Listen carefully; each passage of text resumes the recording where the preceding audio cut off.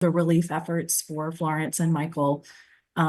Person has been a county that we have tried for many years to get surveyed because we knew that there were a lot of wonderful things there. And we have worked with the county government in the past and with the municipality of Roxborough and have made efforts to get a survey underway. We thought we might have one right before COVID, and that sort of derailed some conversations with the county.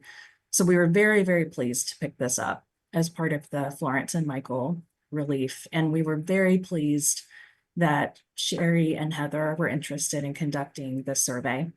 Those of you who've been on the committee for any length of time know their names through the many National Register nominations that they prepare each year and other survey projects that they've done. So we could not be more pleased to have had Heather and Sherry on this project. And I think as they give their presentation, it will be abundantly clear just the amount of effort and professionalism and just true engagement that they have put into this survey. So I know they're going to cover everything really thoroughly, so I won't belabor it anymore. Heather, I assume you're probably going to start the presentation.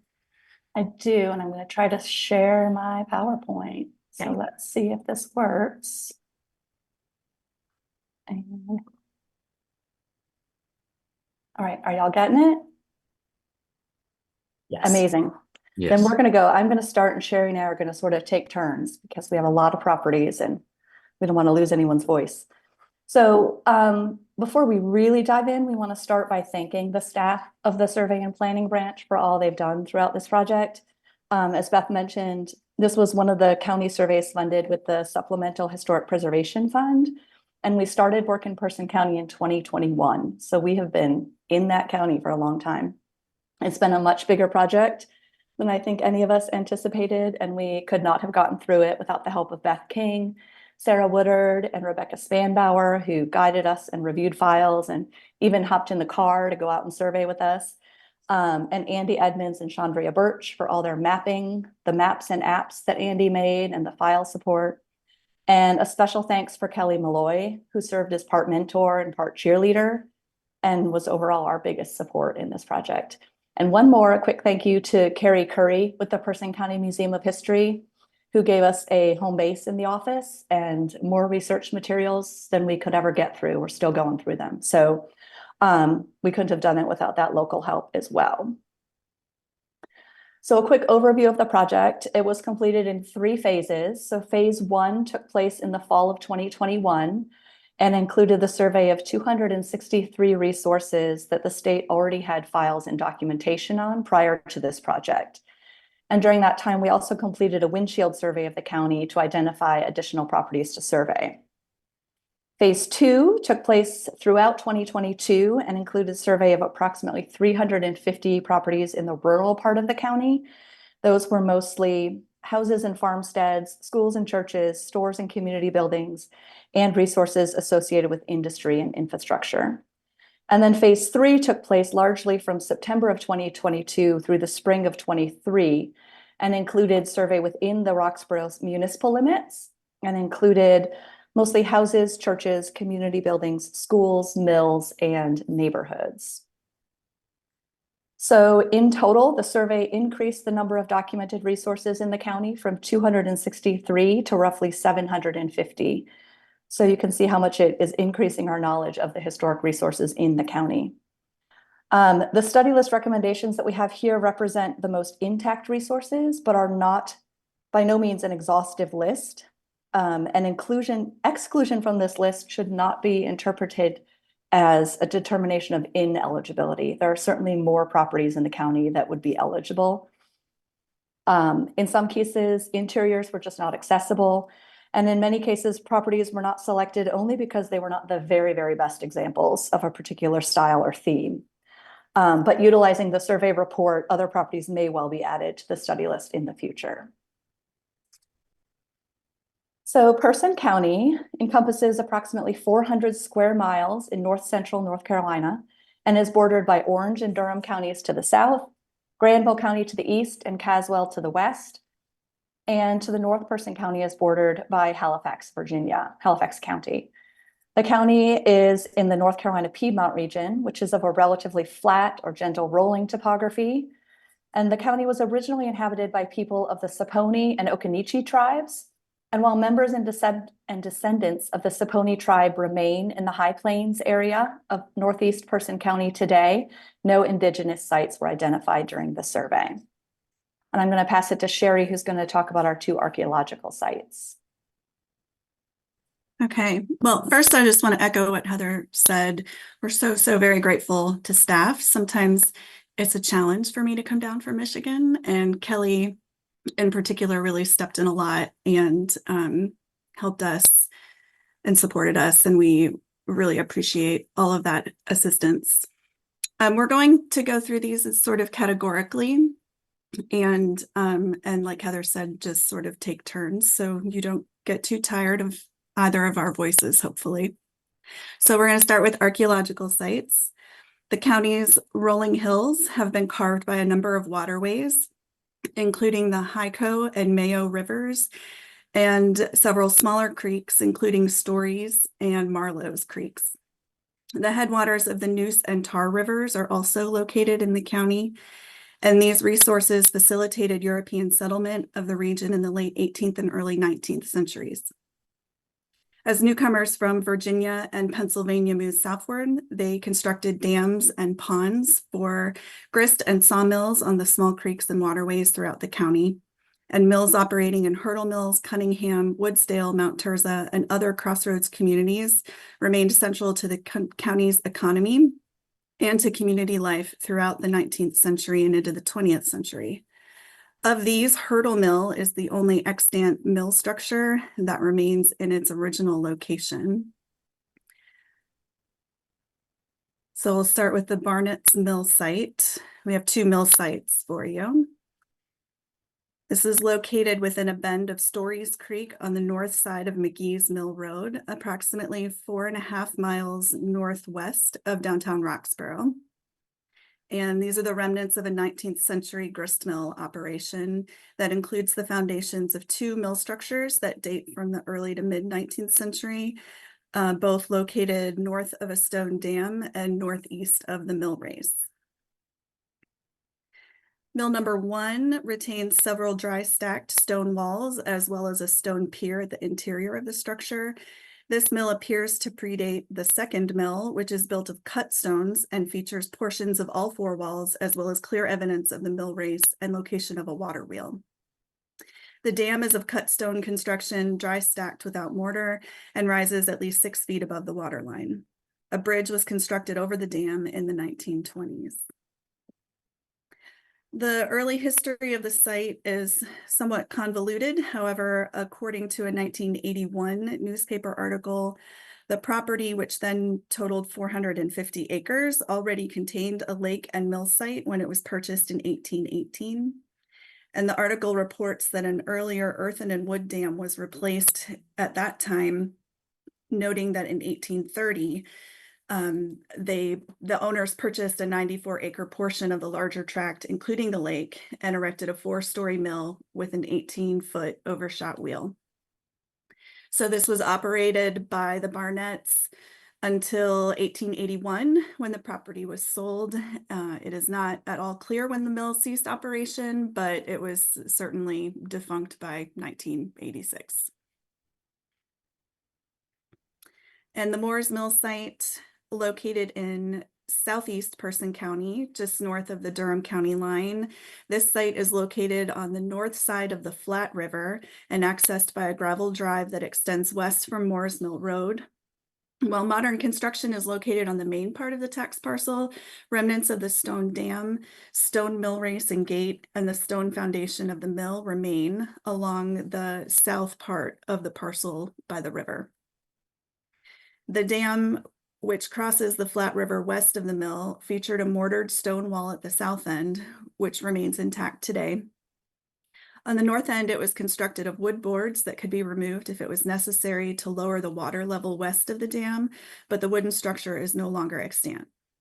A mill race extended from the north end of the dam and features a stone wall along the south side that is interrupted by a gate able to be raised or lowered to control the flow of water. The mill race extends roughly 500 feet in total from the dam to an intersection just northwest of the mill, where the stone walls turn and force the water south into the mill. While the upper part of the 2.5-story frame mill building was destroyed between 1968 and 1975, 3 of the 4 stone foundation walls, as well as a steel water wall on the south wall, remain in place. East of the mill is a stone-lined spring. Its relationship to the operation of the mill is not clear. The early history of Moore's Mill is not known, but the construction of the dam and mill foundations are similar to those of Barnett's Mill. The first printed reference to the mill that was found was an 1885 newspaper article indicating it was extant by that time. An article published in 1940 notes that the mill was 90 years old at that time and had just been overhauled to include electric lights, phone service, picnic grounds, and spring water. The documentation of both mill sites was reviewed by the Office of State Archaeology, and that office had already evaluated Moore's Mill in 1981, noting that it, quote, appears to be the most significant and of the historic resources located within the Flat River Reservoir Project area. And they recommended additional study for the site. No archaeological documentation has been conducted for Barnett's Mill site, but OSA indicated that it would be a good candidate for the study list, noting that both sites can contribute to our understanding of technological advancements in 19th and 20th century Piedmont mills. So we have these divided up into sort of themes, and I wonder if it makes sense to vote by theme, or ask questions at least, so that we don't get too far in the weeds and forget what we've seen. Heather, that's a great point. I'm glad you raised that. I was planning to raise that myself, but in talking with Sarah earlier, that does seem to be the best way, at least to have the discussion for each theme, and then we can hold the vote for the end. That way we don't get lost. So if we'll go ahead and start now with discussion on the 2 archaeological sites. Are there any comments or questions from any of the members? I have just a question. As you were describing just the overall properties, and I was thinking about how some of our indigenous folks have identified trading paths, and I was just curious, did that come up? Because there's work with with primarily Occaneechi Saponi folk to document where their trading paths are. And I know they go into Virginia, and there is a person who has been documenting her family. So I was just, that might be a tangent, but something to think about as you cover this archaeological component. Sure. Sherry, you want to take that one? Yeah, it hasn't come up, but I'll qualify that with a yet, because like Heather said, they have sent me more information than any project, and maybe every project combined. It's so much material, and I just haven't gotten through it all. So it may yet be discovered, but it wasn't something that people told us about as we did the survey work. So we'll keep that in mind, and I'll make a special note to look out for that as I go through all this material. And I can give you the name of the person who's documented that. Yeah, that would be great. Thank you. Yeah, I know we spoke with one member of the Saponi tribe, a descendant who was great. We spent the better part of a day with him. And I know that I think in Virginia, there's a community center, a resource, a museum, something to do with the Saponi. And I know we've tried to get in touch with them once, but we're not done. We're still working on the report. So some of that will still come out in the report. Thank you. I'll add one comment as an archaeologist that both of those sites have excellent preservation of intact features. So it's great to see that. Yeah, and I think there are a lot more mills, or were a lot more mills, and there may be other ruins back in the woods. But if somebody didn't walk us back there to show us, we don't necessarily know that it's there. Were they both grist mills, or do you know what kind of Yes. mills they were? They were Okay. grist mills. Mhm. All right, we ready? This next one only has 2 properties as well. While the irrigation, drinking, and power-producing uses of the numerous creeks and streams were attractive to early settlers, these waterways were not generally navigable, and as a result, Person County remained, quote, backcountry into the 19th century. With limited access to markets, the establishment of small subsistence farms was far more common than that of larger plantations, though a number of the latter did exist in the county. The current survey identified very few resources predating 1880 that had not already been documented by the 1975 Tar Noose survey. Additionally, it appears that few, if any, agricultural buildings remain extant from the 19th century. Additional 19th century houses beyond the two presented here appear eligible for this study list. However, interior access could not be obtained to verify the material integrity of the interiors. So those were just noted in the files as potentially eligible, but needing more information. The Greek Revival style was employed in Person County beginning in the 1830s. Approximately 40 houses were identified, mostly during the 1975 Tar Noose survey, as having been constructed in the style or updated with Greek Revival style details between 1835 and 1880. However, half of those had been demolished or were recorded as in deteriorated or ruinous condition by 2022. The Bowes Street House is an L-shaped cross-hipped example that retains high material integrity, including plain weatherboards, flush sheathing under the pedimented porch roof, a double leaf door, and 6/6 wood windows.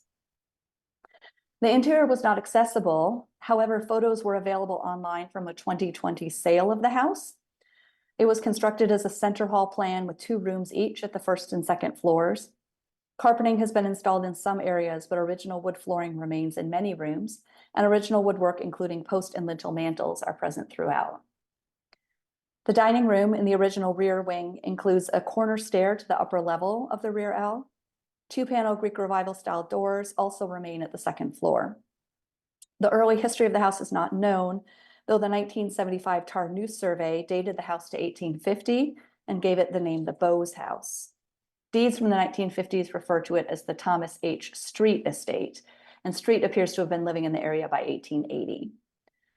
While the interior materials and condition would need to be verified and more work should be done to confirm the date of construction, the house appears eligible under criterion C for architecture. According to Betsy Slaughter, a neighbor, the well-preserved vernacular Italianate style house was erected in 1896 for John D. and Cornelia M. Winstead. Winstead was a tobacco farmer, and the Winstead family farmed at least 600 acres in this area. The 2-story L-shaped house has a cross-hip roof, brick and stone foundation, plain weatherboards, and 1/1 wood windows. Sawn brackets at the roof line and decorative sawn trim on the eaves are all elements of the Italianate style. The 2-story hip roof porch wraps around the right elevation, supported by Tuscan columns. Parallel 1- and 2-story wings extend from the rear of the building. The interior retains a center hall with stair, wood floors, original mantels, and built-in cabinets. Most of the tobacco-related outbuildings have been torn down in recent years, but a frame pack house remains. And this house also appears eligible under criterion C for architecture. Do y'all have any questions about these? Yeah, on the Bow Street House, is there any other archaeology on site, like an outdoor kitchen or ice house or anything like that?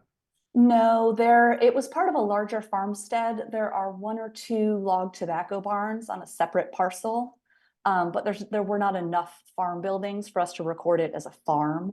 The only other thing on this parcel is a 1960s garage. Okay. I would expect this is one, though, that there might be a statement of archaeological potential. I'm imagining that that'll come out during the review. Yeah, I would imagine that with any of these and all of the farms that we're going to present, that OSA would add that statement to any nomination that comes out of them.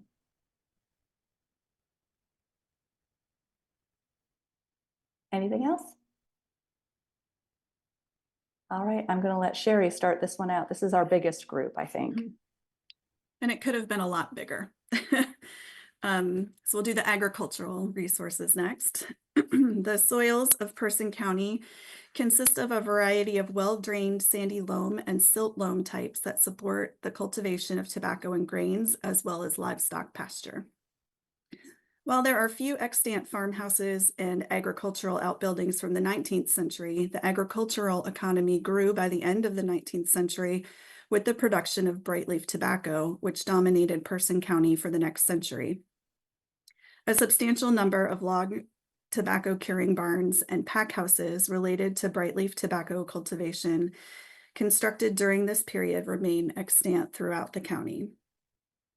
Rural Person County is rich with intact farmsteads, and while the survey prioritized farmsteads with large collections of outbuildings or farmhouses with distinctive architectural detailing, many more farms could and should be documented in the county, and many more additional farms beyond what we will present here are likely eligible for the study list. All of the properties in this section are significant for agriculture, though additional research is necessary to determine the evolution of field patterns and to solidify a period of significance. Additional areas of significance, when applicable, will be noted in the narrative. And we'll start with the Robert L. Hester Farm. Located on the west side of Robert Hester Road, this sprawling 155-acre farm complex includes a 2-story house, detached kitchen, and myriad of farm buildings related to both livestock and tobacco cultivation. The centerpiece of the complex is a 2-story L-shaped farmhouse. While it has been covered with vinyl siding and has vinyl windows, it retains its most distinctive exterior feature, a 2-story hip roof porch with tapered square posts and decorative sawn brackets. Outbuildings include a gabled frame kitchen with reconstructed stone chimneys, a wash house, equipment barn, carriage house, and livestock barn immediately southwest of the house, the latter 3 likely dating to the turn of the 20th century. South of the house, the tobacco-related buildings line a gravel drive with a frame pack house standing adjacent to Robert Hester Road. These log and frame tobacco barns appear to largely date to the late 19th century, though sheds and other features date to the mid to late 20th century. This map gives a sense of the distribution of outbuildings across 3 tax parcels. And this is the James and Ora Whitfield Farm. This land, like much of the area surrounding Hurdle Mills, has been in the Whitfield family for generations, and deeds indicate the 17-acre tract is part of the James Elijah Whitfield estate. You'll see we have lots of Hesters and Whitfields in the agriculture section. While the 1-story farmhouse dates to the early 20th century, several buildings and site features on the property predate the house and may have been constructed by Whitfield's parents, John and Elizabeth, who relocated to the Bushy Fork area between 1850 and 1860. Domestic outbuildings adjacent to the house include chicken houses, a smokehouse, woodshed, garage, workshop, and a well house adjacent to a small creek. West of the house are animal-related buildings, including a corn crib and granary, 2 log livestock barns that likely predate the house, and a feed mill for grinding feed on site. Extending south from the animal-related buildings are 4 log curing barns, a frame pack house, a mid-20th century workshop, and an animal barn that likely housed hogs. The Whitfield Farm is a highly intact tobacco farm complex with early 20th century log curing barns and livestock barns.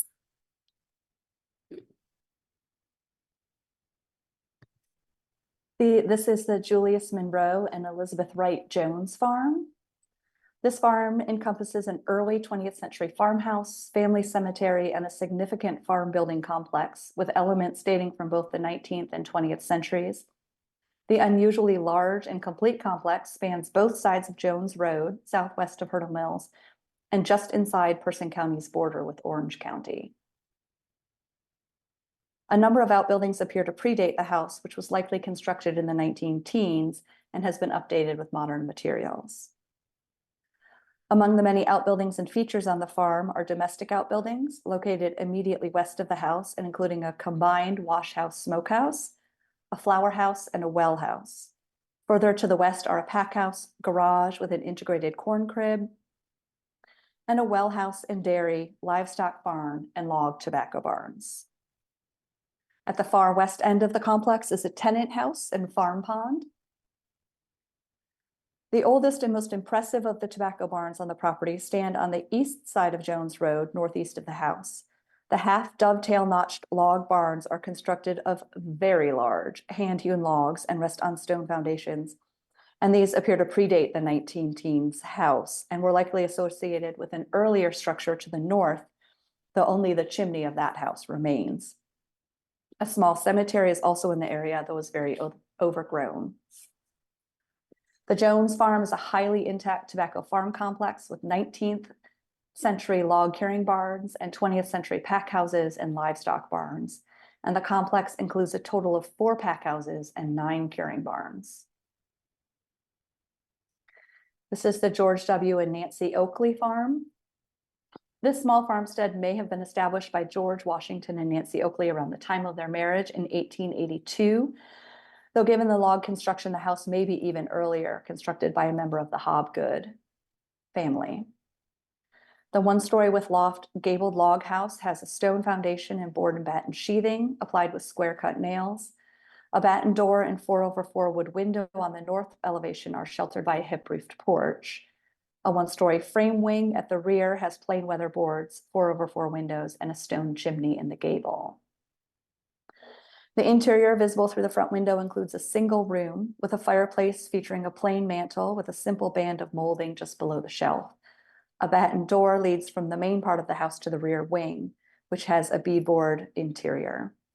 The small collection of domestic outbuildings includes a log smokehouse, machine shed, pack house, chicken house, animal barn, and family cemetery containing 28 members of the Hobgood, Oakley, and Peed families, with the oldest graves dating to 1848. At the west end of the property, adjacent to Allen Creek Road, is a second house and a frame store. The history of these buildings is not clear, though they appear to have been constructed in the late 19th century and may have been occupied by members or tenants of the Oakleys. The 1-story front gabled frame building that appears as a store has batten doors on the west end facing the road. The main side gabled part of the house is log construction, and a gabled hyphen at the rear connects to 2 gabled frame wings arranged end to end and separated by an interior brick chimney. Both of the wings are single rooms with exterior entrances on both side elevations, plain weatherboards, and beadboard interiors. In addition to agricultural significance, the Oakley House and the secondary house on the site appear eligible under criterion C for architecture as 19th century log houses with frame additions. Log housing was constructed throughout the 19th century and into the 1930s in Person County, and the 2 houses on this farm are rare unaltered examples of that trend. This is the George Preston and Virginia Jones Allen farm. This large complex associated with the Allen family consists of the main farmhouse, domestic outbuildings, and buildings associated with raising tobacco, livestock, and poultry. According to June Allen Rogers, the current owner and occupant, the house was constructed by her grandparents, George Preston and Virginia Jones Allen, likely after their 1891 marriage. The main farmhouse is a AAA house, a form typical throughout Person County. While vinyl windows have been installed at the first floor and the original porch posts have been replaced, the house retains its original double-leaf front door, 2/2 wood windows at the second floor, and brick chimneys. The couple's oldest son, Ira Green Allen, constructed a house to the north facing his parents' house. The property has a particularly full complement of domestic outbuildings to the west of the house, including a mid-20th century concrete block well house, 2 frame garages, and a smokehouse. North and west of the house are 2 small collections of animal-related buildings. These include a corn crib, chicken house, and animal pen. The 2-story frame animal barn, also built around 1900, is particularly notable. The 1950 frame egg house is a rare survivor of the type. And June Rogers Allen remembers as a child washing the eggs, grating them, and packing them to be sold in Danville, Virginia. Across Snipes Road to the east are the tobacco-related resources. These include a pack house, 4 log curing barns, 2 stick sheds, and an undetermined frame structure that may have been an additional pack house. Roughly 1/2 mile northwest of the house, at the far west of the property and accessed from Robert Hester Road, is a single tenant house that appears to have been constructed in the 1950s. The families farmed tobacco until about 1981 and now lease the farmland. In addition to tobacco, the family had goats, sheep, turkeys, and layer chickens, all of those uses evident in the extant farm buildings. And I'll just take a moment here to note that the people in Person County were really lovely, and we were able to get information like this because without hesitation, they would invite us in and tell us all their stories. And so we're really grateful to people for both being home and being friendly. So this is the James Arthur Whitfield Farm. This large and particularly complete farm complex was the property of James Arthur Whitfield, a farmer and local businessman. Whitfield married his first wife, Viola Lee O'Brien, in 1898, and this farm was likely established about that time. The centerpiece of the farm is the 2-story Queen Anne style dwelling featuring 2-story front gabled canted bays projecting from the facade. Although the house has been covered with vinyl siding and displays some replacement porch materials, it retains many original features, including 2/2 wood windows, an exterior stone chimney with a brick stack, and sawn trim in the gables. Immediately south and west of the house are a series of domestic outbuildings that appear to have been constructed concurrent with the house. These include a board and batten wash house, flower house, smokehouse, chicken house, machine shed, and grape arbor. South of the house stand 5 tobacco curing barns and 2 pack houses, one a unique form that seems to combine the curing and storage processes in a single 2-part building. At the far south end of the property, separated from the main house by the tobacco barns, is a mid-20th century tenant house. In addition to tobacco, the family grew corn and wheat. They also had chickens, cows, and other animals for family subsistence and the general operation of the farm. West of the house are livestock barns, corn crib, granary, well house, and a concrete trough. On the north side of Union Grove Church Road, opposite the house, are a barn, machine shed, and log corn crib. Whitfield reportedly also had a sawmill and store on the property, though neither remain extant. The Whitfield farm contains a large number of domestic outbuildings, as well as examples of both log and frame tobacco and livestock-related buildings.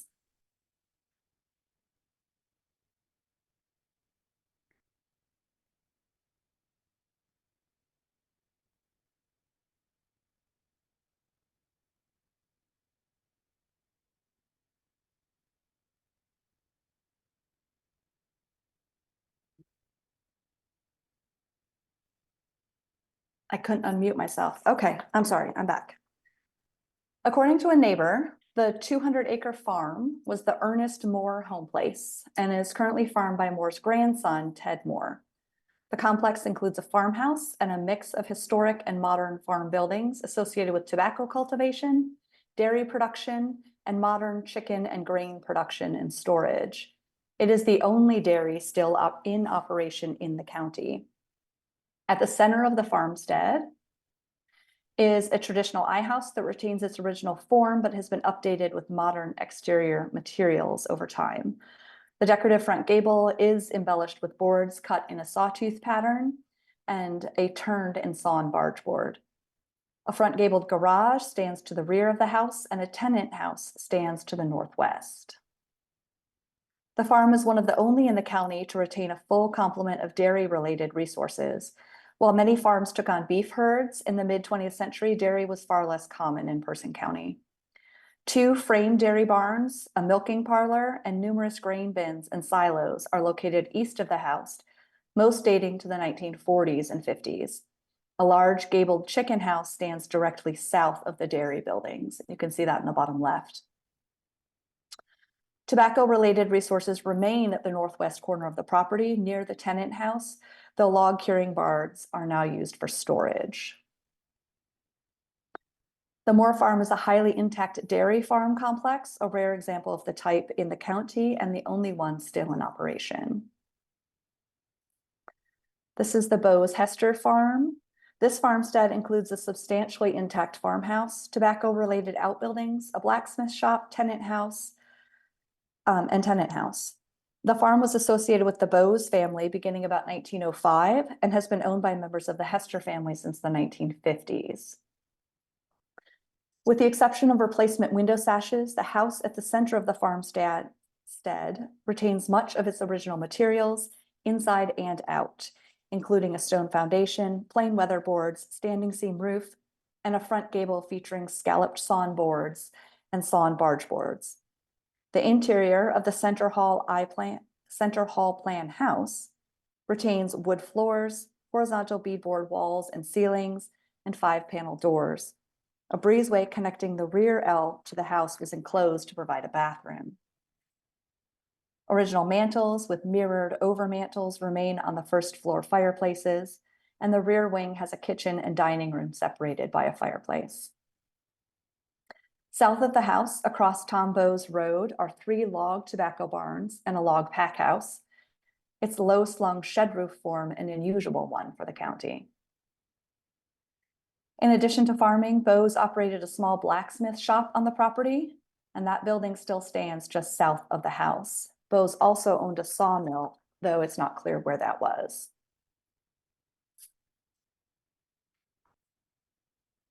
Hester raised tobacco until 1980 when he quit smoking and decided to raise beef cattle, a practice that continues on the property today. Perhaps the most significant part of the farm complex is the circa 1925 tenant house. Historically associated with the Bose farm, it is significant in its own right as a dwelling that was used to house farm tenants for much of its history, and that has been developed by its owner into a local museum dedicated to the Lawson family, a Black tenant family who lived in it throughout much of the 20th century. The house was occupied by Shorty Cornell Lawson from the 1950s through 1974 and by his descendants until 2017, despite the fact that the house has never had interior plumbing. With research and oral histories compiled by Randy Hester, the building and the museum he developed within it tell the story of the Lawson family, a personal narrative of Black tenant farming during the Civil Rights era. The displays in the museum include photographs, text, and history of the Lawson family, household items, farming implements, and art. In addition to agriculture, the Bose Hester Farm appears eligible under criterion A for social history for its unaltered circa 1925 tenant house and the thorough interpretation of tenant farming that can be obtained from the house and property.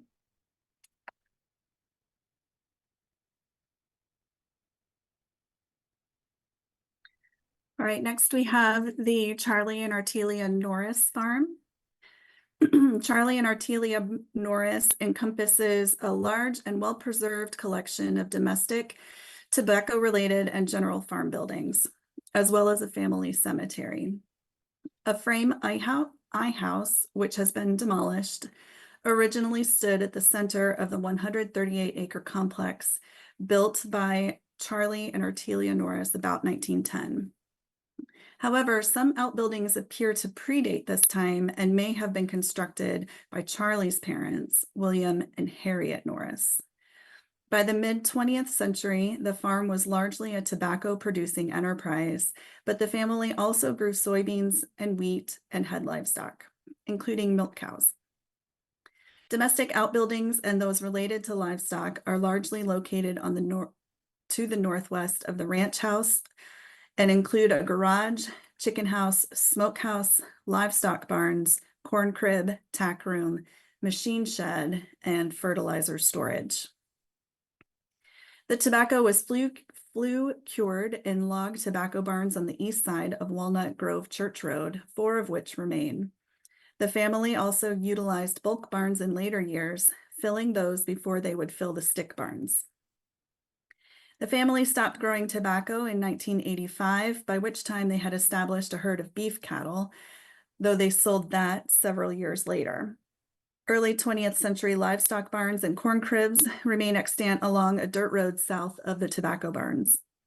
The Norris Farm is a highly intact tobacco farm complex with early 20th century log curing barns and livestock barns.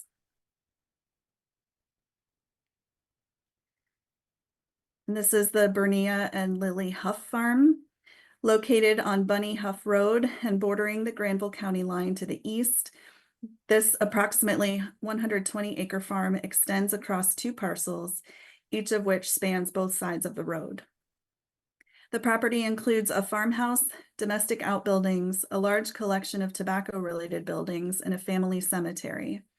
The farm was likely established by the Huffs shortly after their 1914 marriage. The AAA I House features aluminum siding, though retains a 5V metal roof and 6/6 wood windows throughout. A wide 1.5-story rear L may predate the front part of the house. Domestic outbuildings are located behind the house and include a partially collapsed frame building that may have been constructed as a wash house or early exterior kitchen. Most tobacco-related outbuildings are found east of the farmhouse and include 2 frame pack houses, 6 log tobacco barns, and a tenant house amidst the barns. A cemetery stands adjacent to the driveway near the road. The Huff Farm is an intact tobacco farm complex with a large collection of log curing barns.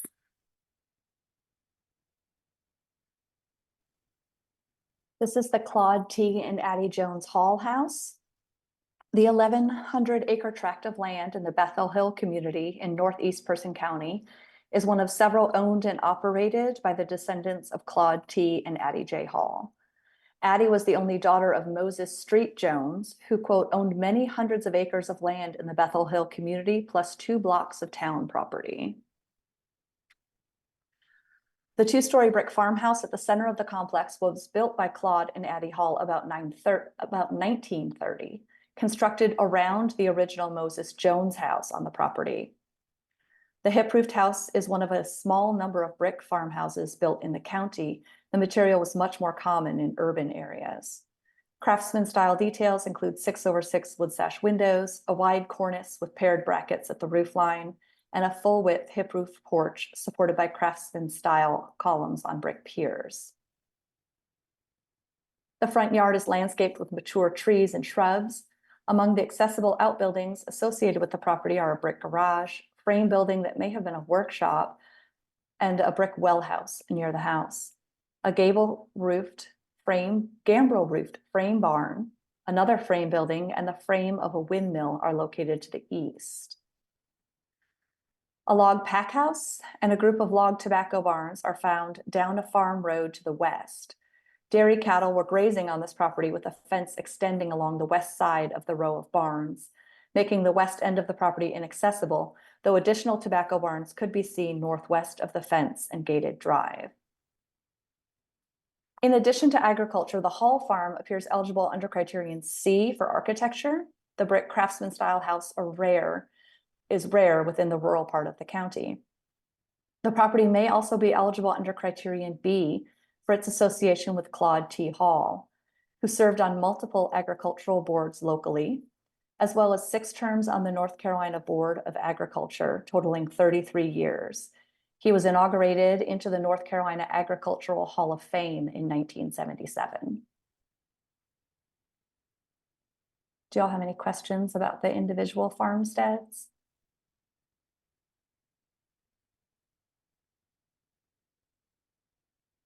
No? I do, if that's okay. Okay. I didn't want to jump in case others wanted to go first, but I have a couple of questions and a couple of comments. First, in terms of comments, the condition and integrity of those properties as farmsteads is really impressive. And I say that really coming from an archaeological perspective, which is my next comment is that I understand that most of these are late 19th, early 20th century farmsteads, but seeing those as intact farmsteads is incredibly helpful as an archaeologist to look at what earlier farmsteads or farm landscapes might have looked like in terms of the interpretive value, the use of space on those properties, what kinds of archaeological signatures those might have.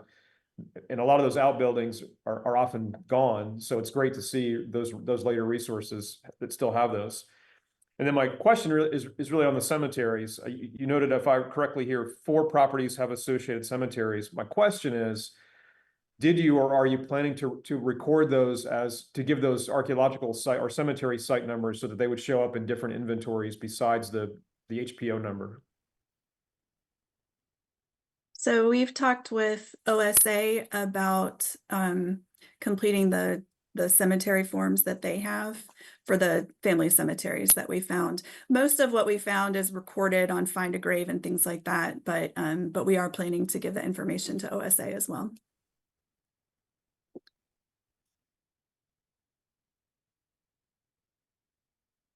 If I could just add from the architectural survey program's perspective, I think we were truly stunned at the number of agricultural outbuildings that came out of the Person County survey. Just for comparison, we've been working most recently in 10 other extremely rural counties in North Carolina, counties that are not dominated by one city or that have any kind of urban context to them. And Person County is absolutely in a class of its own among the survey that we've done, even in just the 21st century, in the last almost 25 years. We have not seen the retention of agricultural outbuildings to the extent that Heather and Sherry uncovered in Person County, and especially the tobacco related outbuilding. The retention of that is really remarkable when so many rural counties that had tobacco as their economic mainstay don't retain those outbuildings to the extent that you see in this survey. So, and I invite you to have some sympathy for Heather and Sherry when they arrive on a property, and sometimes you're out doing rural survey and you stop and you record a house. But in so many cases, Heather and Sherry were stopping to record a house plus 20 to 30 additional buildings on the same site. So truly the number, saying that we have 750 survey files in Person County now, it really belies the fact that so many of those numbers are assigned to 25 buildings on an agricultural site. So again, just to emphasize the amount of work that went into this project. We definitely were getting our steps in.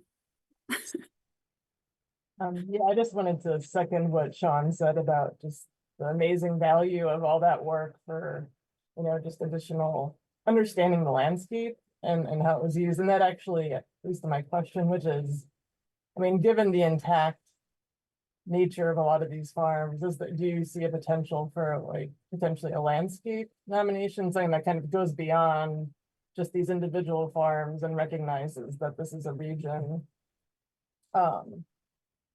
Something that might link them together and really show, that this really is a unique area, as you just described.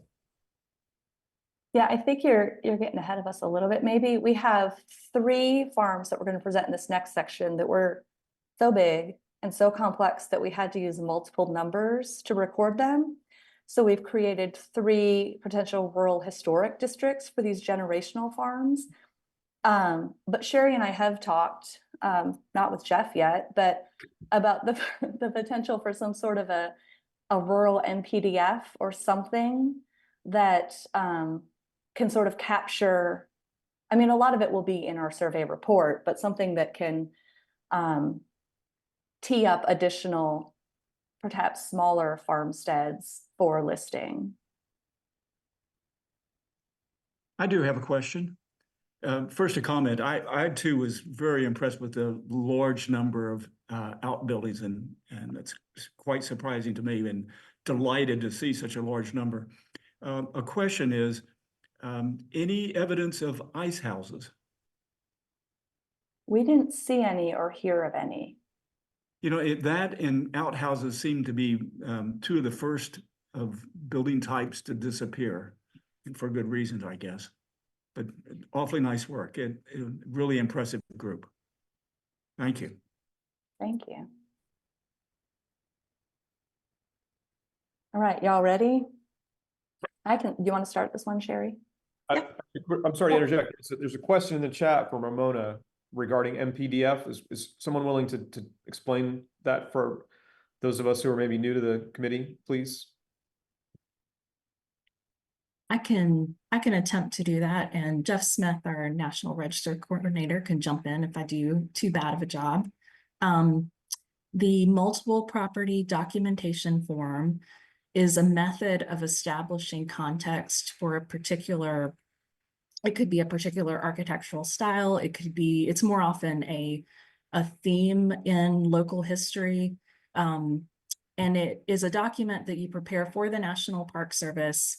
In and of itself, it does not list any properties in the National Register, but it's a way to amass the historic context that would be found in your average National Register nomination in such a way that that future nominations almost operate under a shorthand. They refer back to that larger document and they say, this house or this farm meets the guidelines that are outlined in this longer document.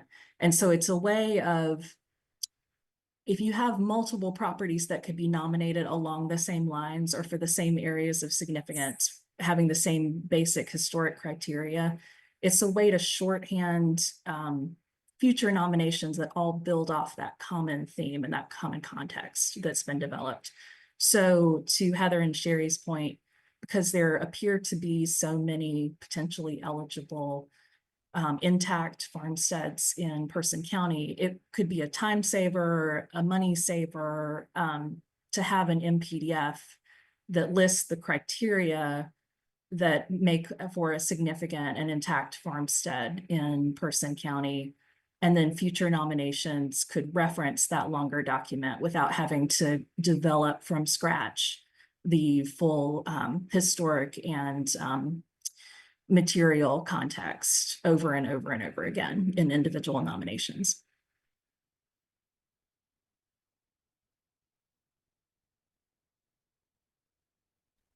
Okay, so on to rural historic districts. Agriculture went through a period of transition in the mid to late 20th century. As tobacco went into decline, many family farms stopped growing tobacco or leased their acreage and allotments to commercial farming firms.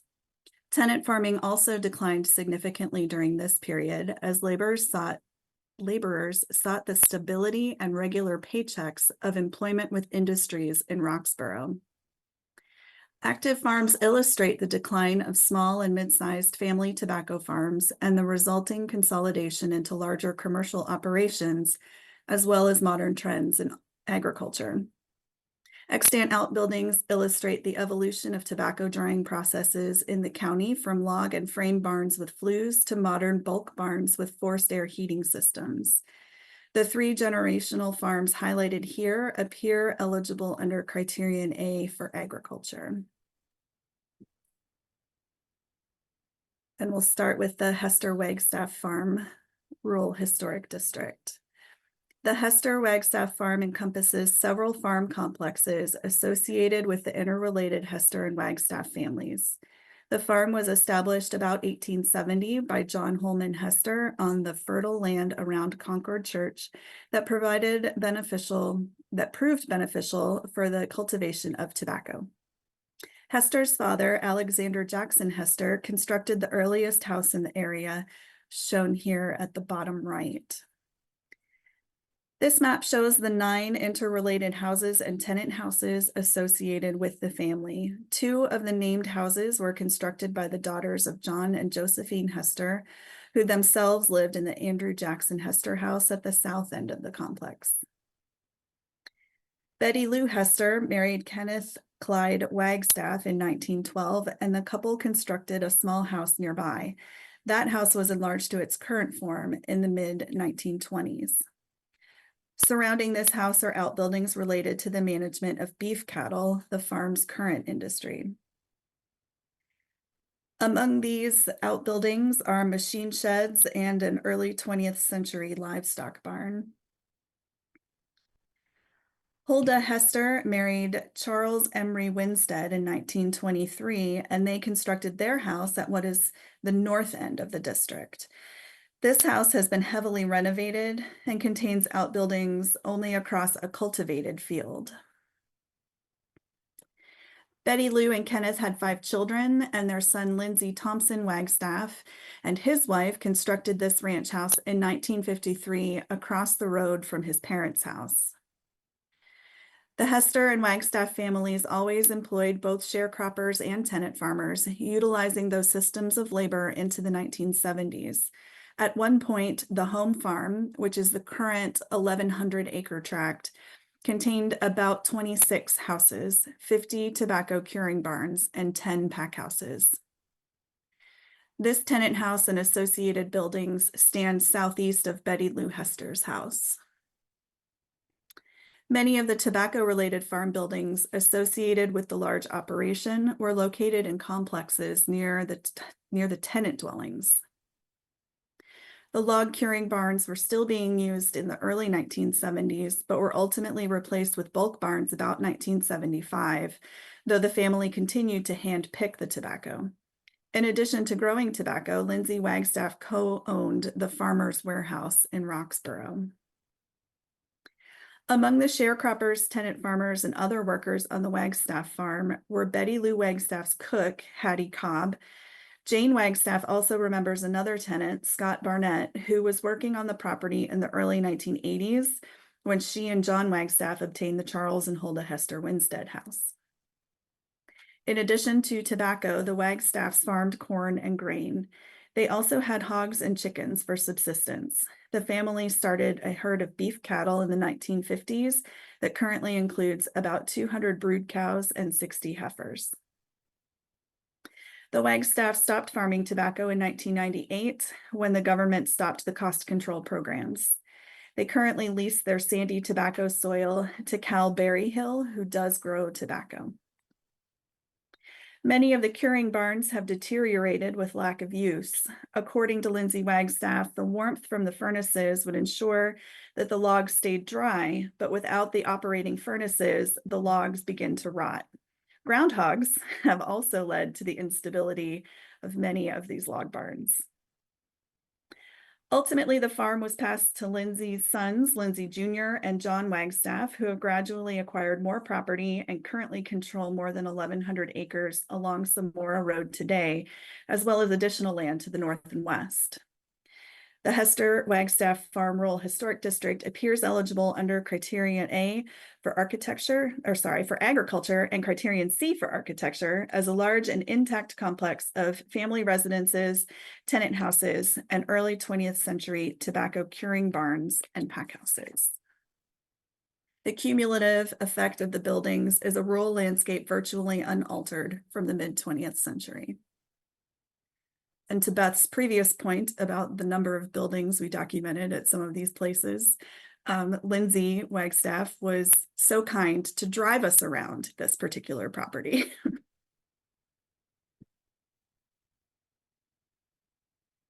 The Huff Farm Rural Historic District is next. There are 2 adjacent farms related to the Huff family in northeastern Person County near the Granville County line. The approximately 125-acre tract on the north side of Polk Huff Road, along with a 75-acre tract on the south side, was originally owned by Nathaniel T. Huff, though the land was largely farmed by his sons, George and Alfred. On the north side of the road stands a 1.5-story side-gabled house. A seam in the weatherboards on the facade suggests that the house may have started as a 1-room dwelling that was enlarged to its current form by Polk Huff about 1920. A 1-story gabled L at the southwest may predate at least part of the front part of the house. Among the outbuildings associated with this part of the farm are a smokehouse, pack house, chicken house, and livestock barns. 4 log and bulk curing barns extend east of the house along Polk Huff Road, where a second dwelling may have been constructed as a tenant house. 3 late 20th century houses located on parcels cut out of the original tract are interspersed with the historic farm buildings on this side of the road. On the south side of the road, facing J.D. Denny Road, is a 2-story frame house, likely constructed about 1882, the year Nathaniel Huff married Harriet Sherman. The I-House features late 19th century detailing, including paneled corner boards, boxed eaves, gable returns, and a double leaf 2-panel door flanked with a 4-light transom. In addition to the house, this tract includes late 19th century and early 20th century log and bulk curing barns along Polk Huff Road, a frame pack house and garage northeast of the house, and a machine shed and farm pond southeast of the house, the latter straddling the Granville County line.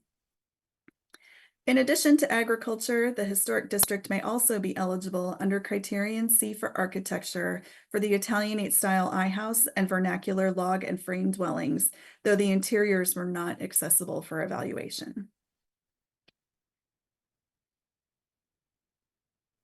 This is the Pierce Fouché Farm Rural Historic District.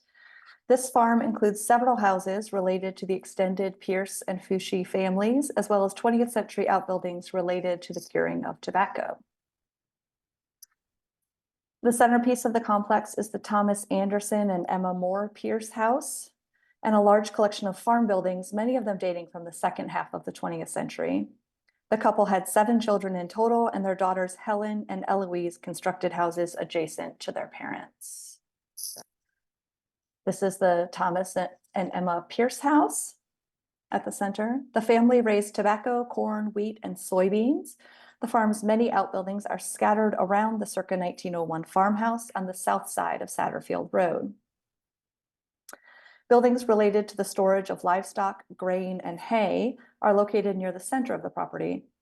The surviving traditional tobacco curing barns are found both west and east of the old farmhouse, while the more recent bulk curing barns are clustered near the northwest side of the property, adjacent to a circa 1980 warehouse. The brick minimal traditional house was constructed about 1940 by Cavaness Banks and Helen Pierce Fouché. To the west, this brick ranch house was constructed in 1953 by Eloise Pierce. This brick ranch on the north side of the road was constructed in 1971 for George and Susan Fouché. And George's brother Ronald and his wife Deborah constructed this brick ranch house next door in 1973. Ronald and George Fouché, who are grandsons of Thomas and Emma Pierce, together own the larger farm complex where they continue to grow tobacco, handpicking the leaves using migrant labor, and curing the tobacco in bulk barns, which stand northwest of the house on the south side of Satterfield Road. The Pierce Fouché Farm Rural Historic District is a large and intact complex of family residences, illustrating a generational farm that extended more than 100 years. The complex illustrates the conversion from log curing barns to bulk curing barns and the associated changes in the farm landscape. And we spent so many hours watching those migrant workers. They thought we were crazy. This is the Hurdle Mills Historic District.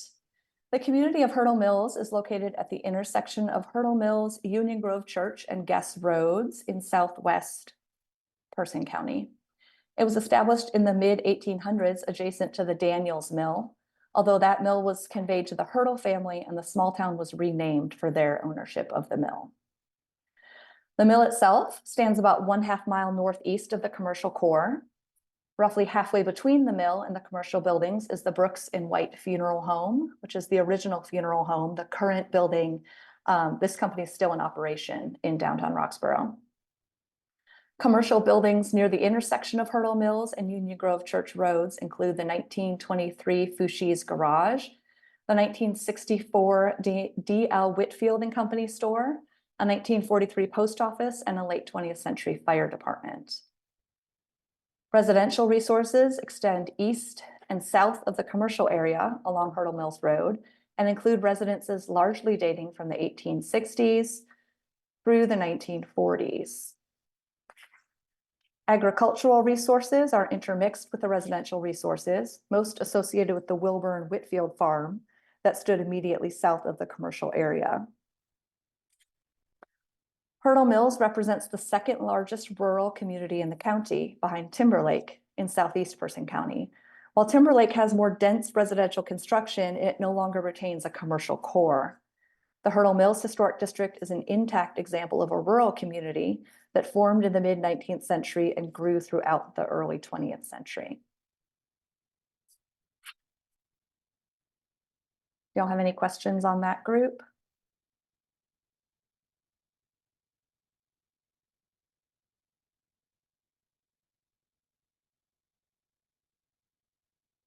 Nothing? Okay. Sherry, you're up.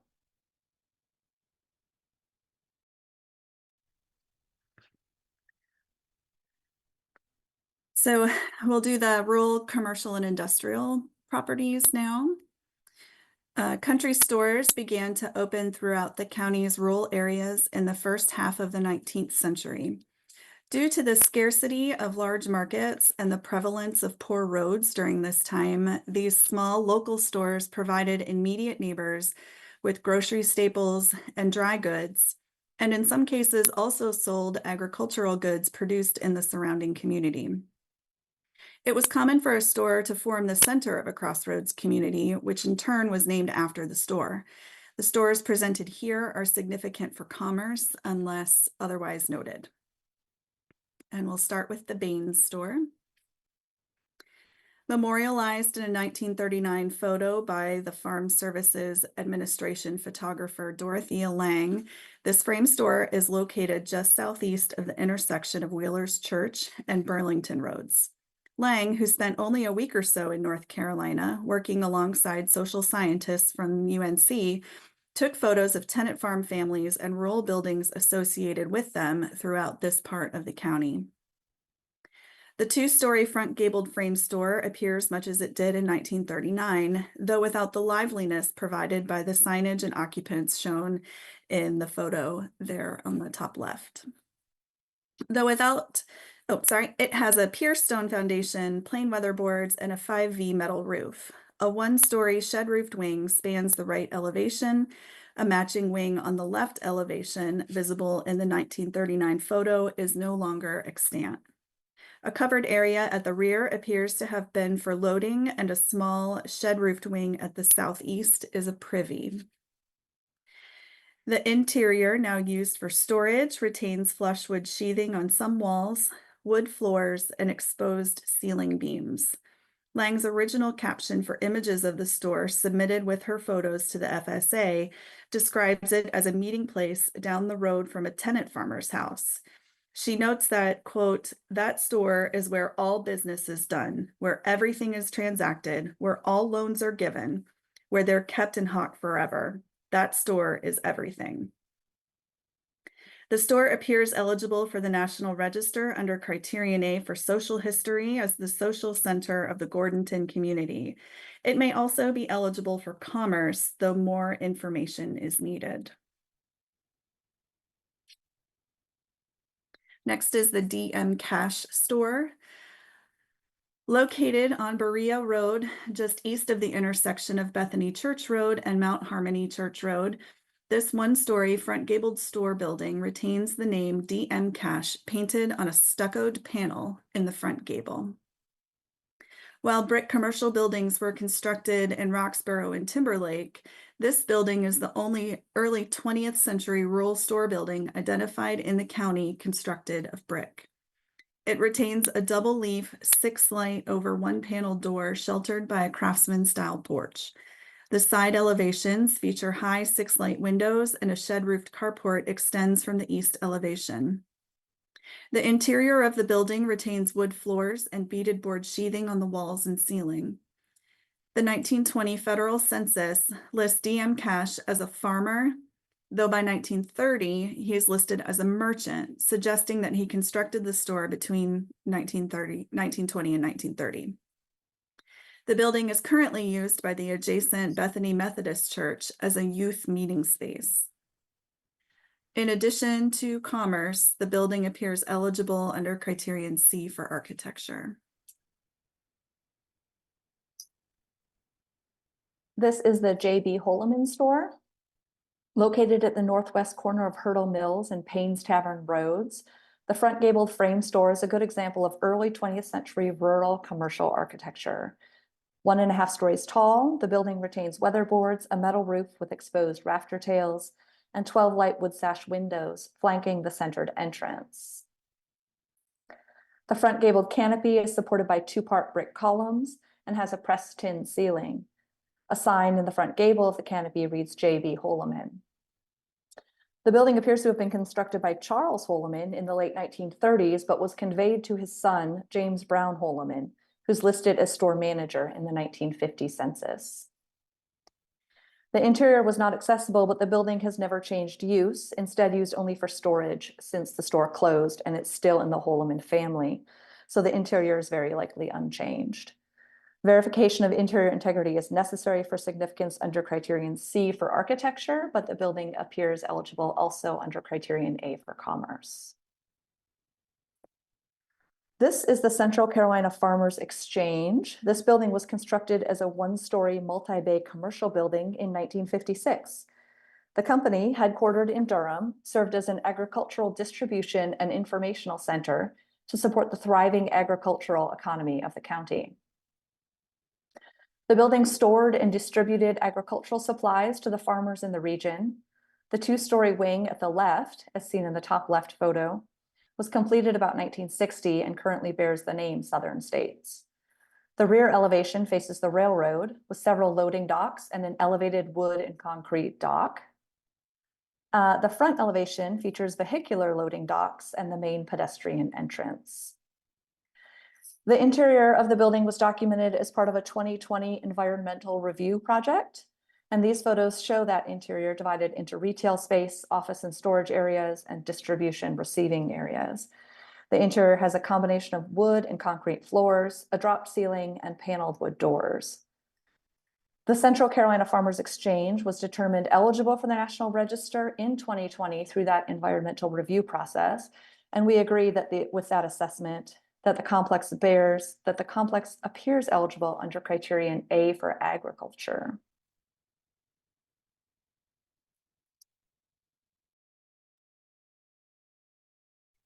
And this is the Bushy Fork Milling Company, prominently located at the crossroads of Frank Whitfield and Burlington Roads in the Bushy Fork community. The mill complex includes the mill, a seed cleaner, and a large livestock barn. And this is the seed cleaner building right here. The mill was constructed by John Elmer Whitfield, who had previously operated a seed cleaner on his family farm to the south. The mill ground wheat and barley, but closed in the early 1990s and is now used for storage. The 2-story front gabled mill has wide weatherboards, corrugated metal panels at the upper level, and 2/2 horizontal pane wood windows, indicative of its mid-20th century construction. North of the mill is a gambrel roof barn with a wide center aisle flanked by stalls. Grain bins are west of the barn. The seed cleaner features a gabled pop-up on the east end of the gabled roof. South of the seed cleaner and west of the mill is a small frame scale house with adjacent in-ground scale. Modern garages and sheds are located south of the mill. The Bushy Fork Milling Company appears eligible under criterion A for industry as a rural mill established for the county's farming community. And that's the end of our commercial industrial. So if there are any questions or comments. I have one comment, which is it's the DM Cash Store. I was really impressive with that building. Just the fact that it's brick, and I believe you said it's the only brick building like it in the county. But its condition and the fact that the original sign is still there, just really impressive building. Yeah, there are lots and lots of frame stores, but we did not see brick stores outside of the Roxborough and Timberlake.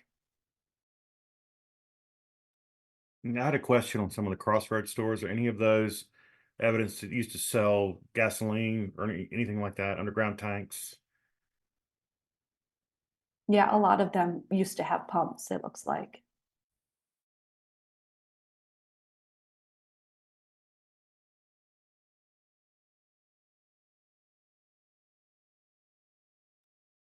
Okay, we'll go on to religious properties. which, as you can imagine, there was no shortage of in this county. Churches stand both as locational landmarks and as centers for community gathering, especially those in the rural parts of the county. In many instances, roads are named for the churches that front them, reinforcing their prominence as physical landmarks. Only 5 19th century churches are known to be extant in the county. Many early congregations erected new buildings in the early and mid 20th century, and among these, most of the frame churches were covered with brick veneer by the mid or late 20th century. As a result, brick and frame churches with colonial revival style detailing are very common throughout the county, making it difficult to assign significance of one over another. Therefore, the churches considered here are the exceptions to that trend. Unless otherwise noted, all of the churches being considered appear eligible under criterion C for architecture. And we'll start with Shiloh Primitive Baptist. While a church history was not available, the plaque in front of the church, installed by the Person County Museum of History, indicates it was established in 1875 by Elder Andrew N. Hall, making it the oldest of the 6 extant primitive Baptist churches in the county that we surveyed. The land for the church was given in 1879, with the deed noting that the church was already extant. The one-story front gabled frame church stands on a stone foundation covered with stucco and features hand-hewn sills and sawn beams supporting the floor. Louvered shutters cover the 9/9 wood windows. Within a projecting gabled entrance bay constructed in 1974 are the original paired 2-panel doors with segmental arch transoms. The interior of the sanctuary retains wood wainscot, wood floors under thin carpeting, and a raised dais at the rear wall. Extending north of the church and largely encircled by a decorative metal fence is the associated cemetery with approximately 90 marked graves dating from 1880 to 2019. Northwest of the church is a 2-room gabled frame bathroom building that replaced an earlier privy, also still extant on the site. Despite the application of vinyl siding in the front entrance bay, the church appears eligible as one of the earliest and most intact church buildings in the county. This is Hester's Grove Baptist Church. This was the first building associated with the African American congregation of Hester's Grove Baptist. The front gabled frame building has plain weatherboards and 6/6 wood windows. A gabled cross wing at the rear results in a slight T-shaped footprint. The interior retains wood floors and flush wood sheathing on the walls and ceilings. A dais at the east end of the interior retains a turned rail. And it's now used only for storage, including of tobacco, apparently. The congregation was established in 1912, and the early church was likely constructed at that time. The building appears to have been in use until the 1950s, when a new building was constructed nearby. In addition to architecture, the church may be eligible under criterion A for African American ethnic heritage as the earliest extant African American church in the county. The African American congregation of Obie's Grove was established in 1921 and likely constructed this building at the north end of Raintree Road about that time. The front gabled frame building has a stone pier foundation, plain weatherboards, 9/9 windows, and a 5V roof. A side gabled crosswing spans the rear of the building, resulting in a T-shaped footprint. A projecting gabled apse on the rear elevation was removed, and the rear wall of the apse was moved in to fill the opening. So you can see where they just shoved the rear wall back in. The name of the church is scratched into parging on one of the piers. In 1963, the congregation completed a new building, and this church appears to have been vacant since that time. While the interior was not accessible, the fact that the building was never converted for another use indicates its interior is likely intact. In addition to architecture, the church appears eligible under criterion A for African American ethnic heritage as an early extant African American church in the county.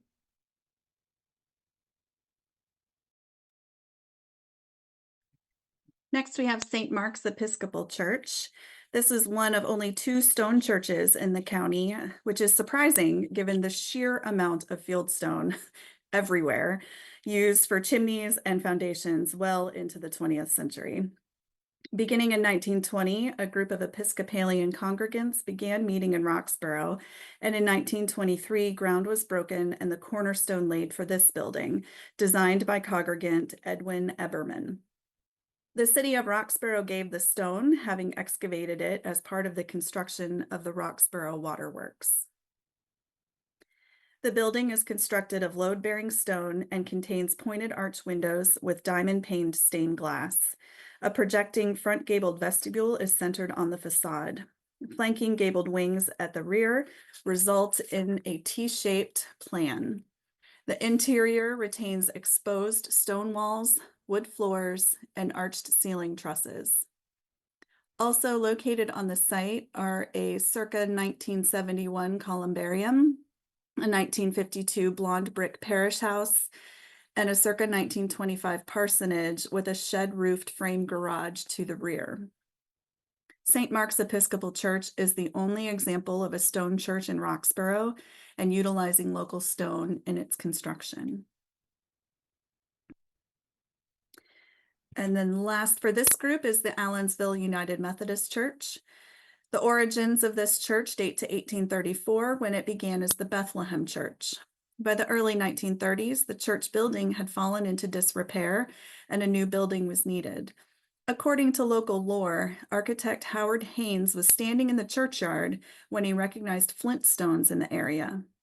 When he asked if there was much of the stone around, he was told that, quote, farmers had been picking flint rock out of their fields for years. There were piles of it all over the countryside. Stonemason Jim Painter led a crew of workers to erect the building, which was completed in 1933. The front gabled Gothic Revival style stone sanctuary is marked by stone buttresses along the side elevations and a bell tower at the front of the gabled roof. The entrance is sheltered by a later porch constructed in 1992. The side elevations feature windows set in pointed arch surrounds, glazed with small diamond-shaped panes. The interior of the sanctuary is finished with plaster and retains wood floors, beaded board wainscot, and exposed wood trusses at the ceiling. The educational building at the rear of the sanctuary was also designed by Howard Haynes and contracted in 1966, then dedicated in 1975. A 1956 ranch house northwest of the church was built as a parsonage. A cemetery with graves dating to 1880 extends east of the church. Allensville United Methodist is the only example of a stone church in rural Person County and utilizing local stone in its construction. And that's it for the churches, if there are questions or comments.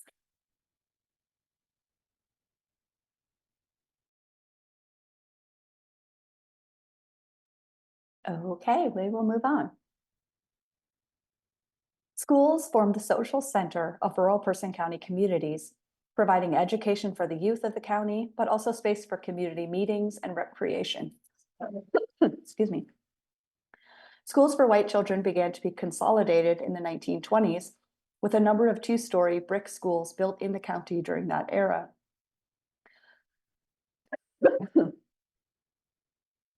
The 1950s saw the consolidation of African-American schools in the county, and the school system was fully, I'm going to ask Sherry to talk while I get this off my throat.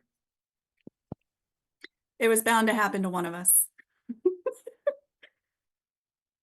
The 1950s saw the consolidation of African-American schools in the county, and the school system was fully integrated in 1969, at which time the rural high schools closed or were converted to elementary schools. Rural frame schools were converted for residential use or abandoned and left to deteriorate, and as a result, few early 20th century school buildings remain extant in the county.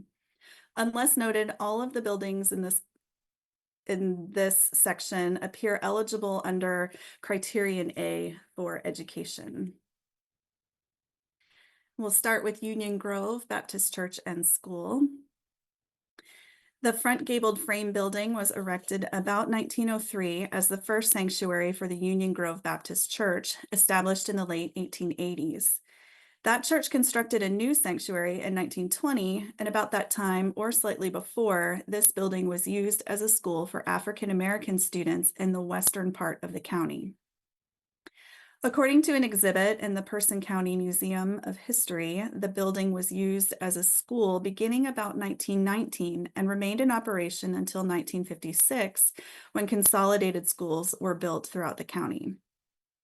The front gabled frame building has plain weatherboards, 6/6 wood sash windows, a 5V metal roof, and paired 5-panel wood doors sheltered by a hip-roofed porch supported by timbers. While the interior retains plaster walls and wood floors, a full-height wall separates the front and rear of the building, and partial-height partitions further divide the space. The 1920 church to the west was brick veneered in the mid-20th century and enlarged in 1968 and again in 1997. In addition to the church buildings, the site encompasses several important features in other buildings, including a cemetery, baptismal pool, spring, store building, bell tower, privy, and stone walls. In addition to education, the Union Grove Baptist School appears eligible under Criterion A for African American ethnic heritage and social history, and under Criterion C for architecture as the earliest extant school for African Americans in the county.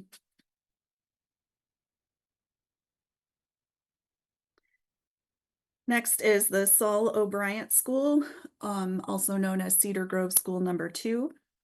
This one-story L-shaped frame school is significant as the last known extant school building constructed using the Terrell School Fund. Dr. John Columbus Terrell, a native of Person County and a doctor in the northern part of the county, had amassed significant amounts of land and wealth by the time of his death in 1897. Out of concern for the limited educational opportunities available to children in the county, Dr. Terrell bequeathed $300 to each of the 26 school districts in the county to build schoolhouses for the white children thereof. He also left his farmland to the county. In total, the amount directed to the county's public schools totaled over $40,000. The Saul O'Brien School, while deteriorated, features a stone pier foundation, plain weatherboards, gables marked by gable returns and circular vents, and 6/6 wood windows topped by 3 light transoms. The interior, visible through the broken windows, retains beaded board ceilings and 4-panel doors with 3 light transoms. According to an exhibit on schools at the County Museum, the building was eventually given over for the education of Black students, and in 1941 was renamed Cedar Grove School Number 2. It appears to have remained in use until the 1950s, when many rural Black schools were consolidated into new buildings constructed by the Person County Board of Education. Another of the Terrell schools, a larger brick school in Cunningham Township, was documented in the 1970s but demolished by 1994. No other Terrell schools are known to be extant, though a newspaper article in the museum files notes that several other original school buildings have been converted to residences, so others may remain extant but are unrecognizable as schools. In addition to education, the Saul O'Brien School appears eligible under Criterion A for social history as the only known Terrell-funded school remaining in the county, and for African American ethnic heritage due to its association with the education of Black students in the county. I will try this again. Located in the Bethel Hill community in the northeast part of the county, Bethel Hill School consists of a campus of classroom buildings, specialty buildings, and infrastructure largely dating from 1920 through 1970.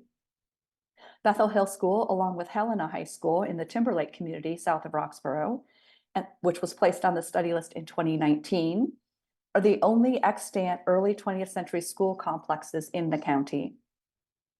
By 1970, rural schools at Hurdle Mills, Bushy Fork, Olive Hill, and Mount Terza were closed, and the main school buildings were demolished in the 1980s and 90s. The main building at Bethel Hill was completed in 1920, replacing earlier frame buildings nearby. It's an imposing two-story hip-roofed brick building with Spanish Revival style influences, including deep eaves marked with triangular braces, a round arch opening marking the inset entrance, and false parapet centered on the facade. Windows were replaced in the mid-20th century. The interior hallway, visible through the doors, retains original wood floors, beadboard wainscot, and an arch with paneled pilasters at the corners. Additional buildings were added to the campus from 1947 through 1970 and include a two-story hip-roofed high school classroom building that mimics the architecture of the 1920 building. A flat-roofed brick auditorium, initially also used as a gymnasium, was completed in 1947, and a one-story brick agriculture building was constructed about 1955. A water tower was erected about 1950. A flat-roofed brick cafeteria and concrete block community cannery were constructed in 1960, and a frame garage was built about the same time. The large flat-roof gymnasium was constructed in 1970. Playing fields to the south likely date to the 1930s. Bethel Hill School served grades K to 12 until 1970, when the junior high and high school grades were relocated to consolidated schools in Roxborough. The school remained open as an elementary school until 1998 and reopened as Bethel Hill Charter School in 1999, and it continues to serve as that charter school. 2 additional classroom buildings have been added to the campus since its establishment as a charter school. The playground and picnic shelter in front of the school also date from that period. But you can see from this map that the 2 new buildings are sort of behind the historic buildings. In addition to education, Bethel Hill School appears eligible under criterion C for architecture as an intact early 20th century school complex with buildings constructed throughout the mid-20th century, their styles ranging from Spanish colonial revival to modernist. Woodland Elementary School is the next property. Calls to integrate the public schools began in the 1950s, increasing after the 1954 Brown versus Board of Education decision. During that time, the County Board of Education began efforts to streamline the school system by consolidating smaller schools into larger ones and by constructing new modern schools for African American students in the county. In the 1950s, the county erected 3 elementary schools, Woodland, Oak Lane, and North End elementary schools in the rural parts of the county. These schools were all constructed for Black students. Located on the southwest side of Samora Road, the campus of Woodland Elementary was established in 1950. The earliest classroom wings were built using a Florida-style plan that featured classrooms that opened to covered walkways rather than enclosed hallways. Each of these wings has stacked steel sash windows, and clerestory windows on the south elevation have been painted. A combined cafeteria, gymnasium, auditorium was constructed at the northwest corner of the complex about 1960. At the opposite end, an addition with library, teacher's lounge, and offices was built about 1964. At the southwest corner is a brick smokestack, metal water tower, and a pump house. The administration building dates to circa 2000. The 15-acre campus includes a playground, paved court, and septic system with associated shed. In 1969, when the county schools were integrated and consolidated, elementary students from the White Olive Hill School were transferred to Woodland Elementary. The school remains in use as an elementary school today. This school was determined eligible for the National Register via the environmental review process in 2023. In addition to education, the site appears eligible under criterion A for African American ethnic heritage and and under criterion C for architecture as an intact mid-20th century school constructed for a segregated school population and displaying modernist style detailing, including large banks of original steel sash windows.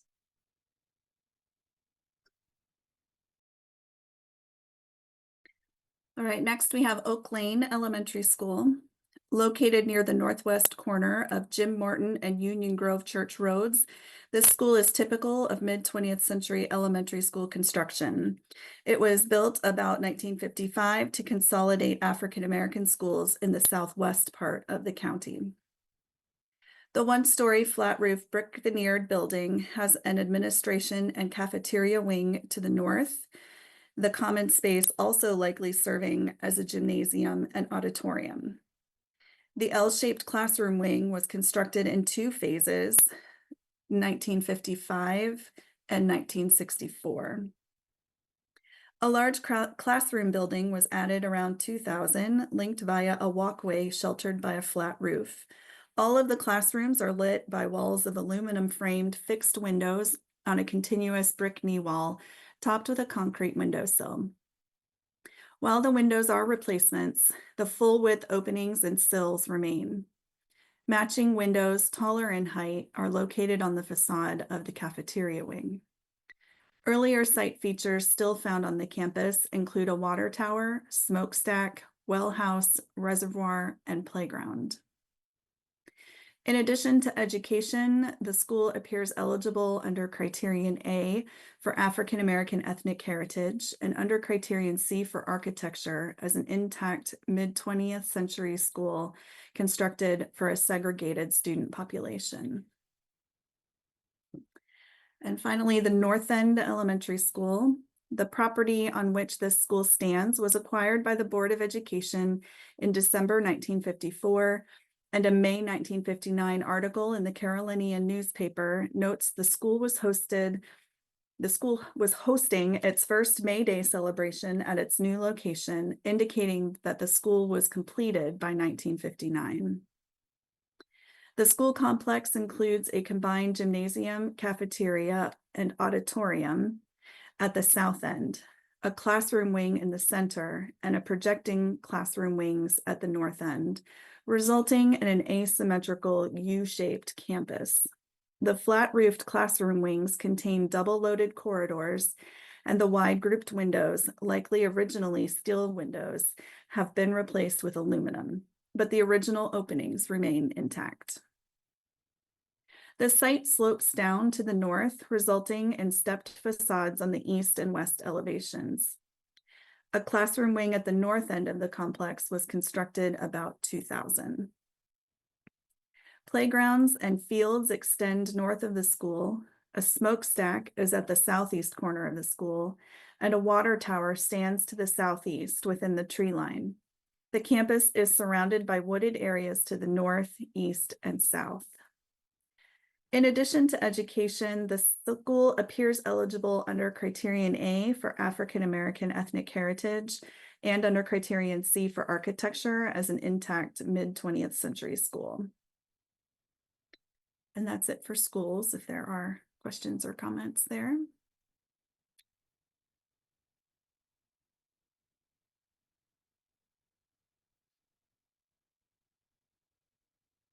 Okay. We'll move on.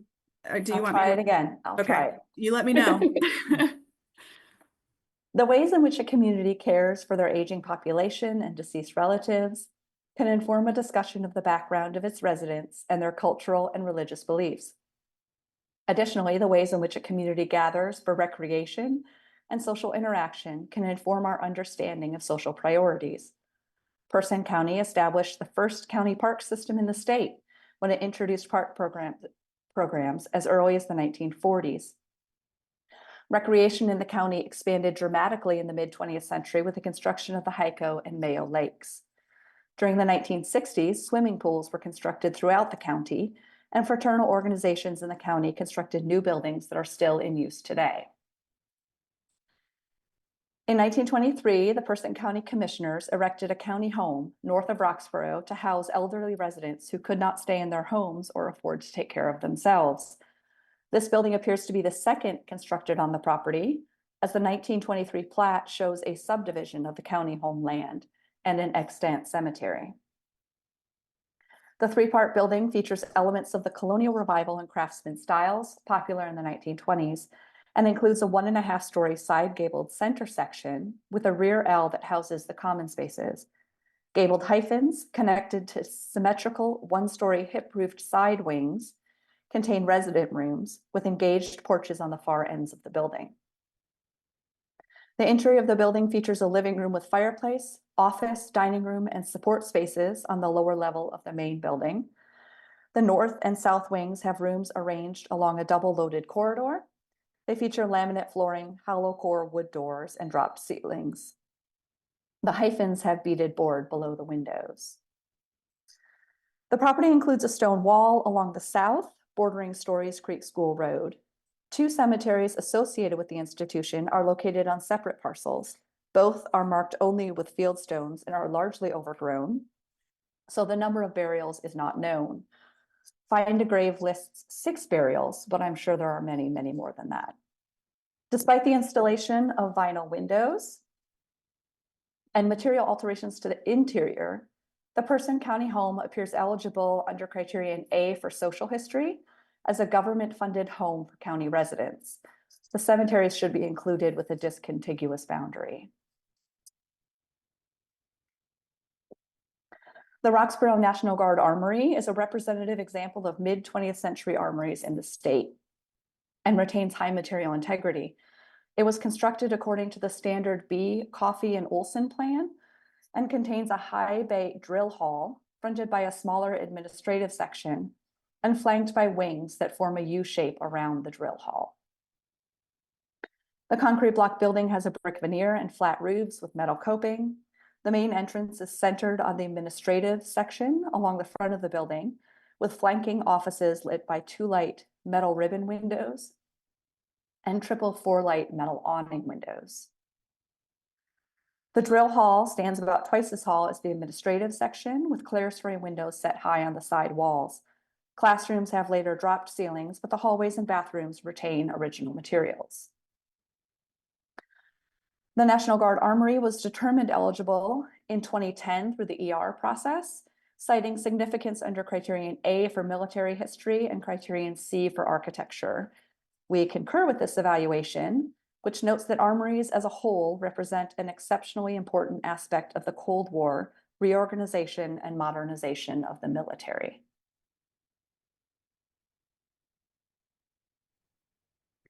All right, Battle Axe Lodge number 120 was constructed in 1962 as a lodge for African American members of the Prince Hall Grand Lodge of North Carolina, free and accepted Masons.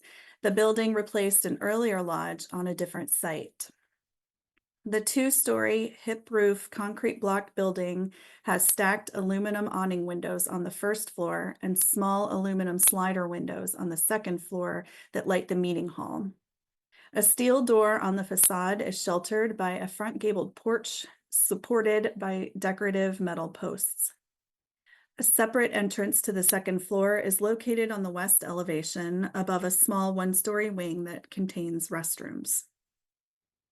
The interior features a meeting hall with raised ceiling, wood floors, and raised platforms at each end of the room. A 6-panel door leads to the exterior from this level. Wood stairs at the southwest corner lead to the lower level. This space was a meeting room for the Eastern Star, a women's fraternal organization. The Battle Axe Lodge appears eligible for the National Register under criterion A for African American ethnic heritage and social history as the only extant fraternal meeting house in the county constructed for African Americans.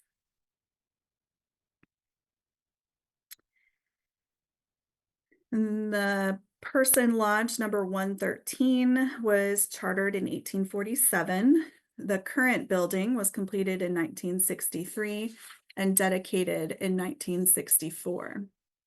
The 2-story flat-roofed building is set well back from the street, the concrete block structure faced with a brick veneer. Paired doors are sheltered by a pedimented portico. Two light aluminum framed windows light the lower level, which is partially underground. A picnic shelter was constructed west of the building in the mid-1990s. The interior retains its original layout and finishes, with a lobby, offices, and meeting hall at the upper level, and a kitchen and dining room at the lower level.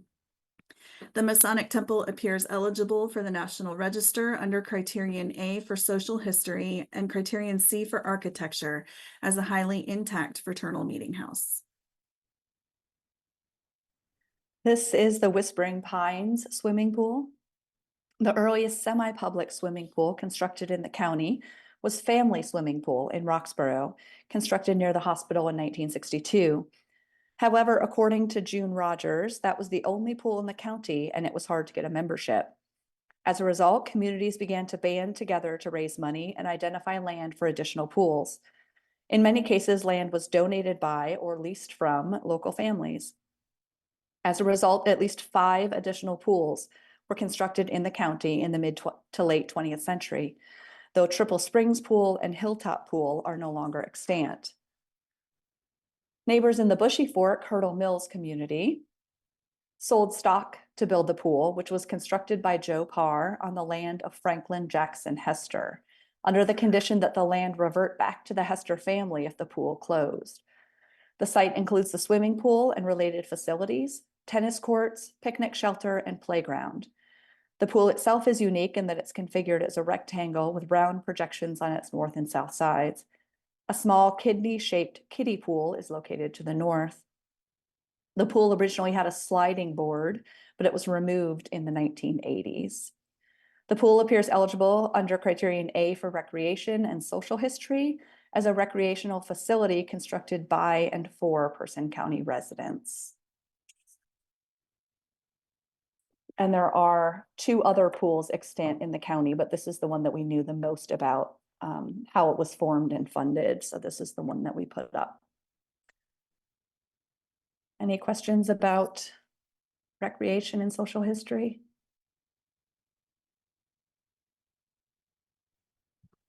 I don't have any questions, but I'm sorry.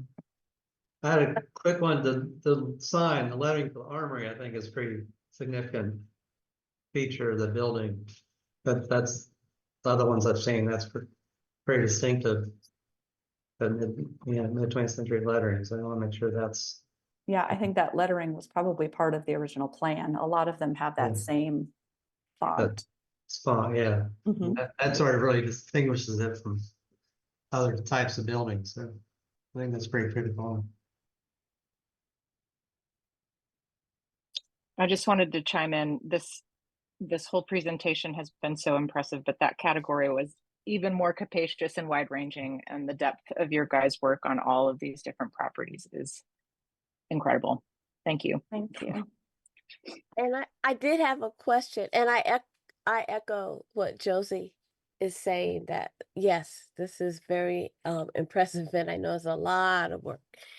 My question is, was Whispering Pines segregated, like at when it was first constructed? Because you said it was a neighborhood kind of community pool. We don't know for sure. I assume that it was, having been built in the early 60s. The woman who told us about it, because it's sort of down a road in the trees, we wouldn't have known there were pools back in there. Was an older white woman in her 90s, and she was on the board when it was formed. I don't know for a fact, but I assume that it was, and I would speculate that perhaps some of these pools were formed in order to remain segregated, but I don't know that. Mm-hmm.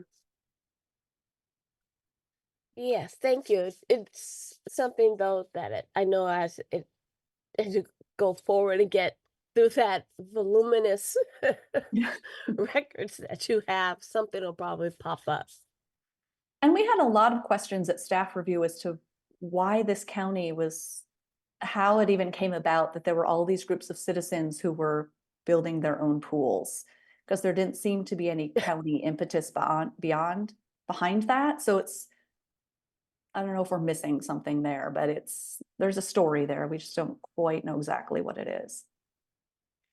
Yeah.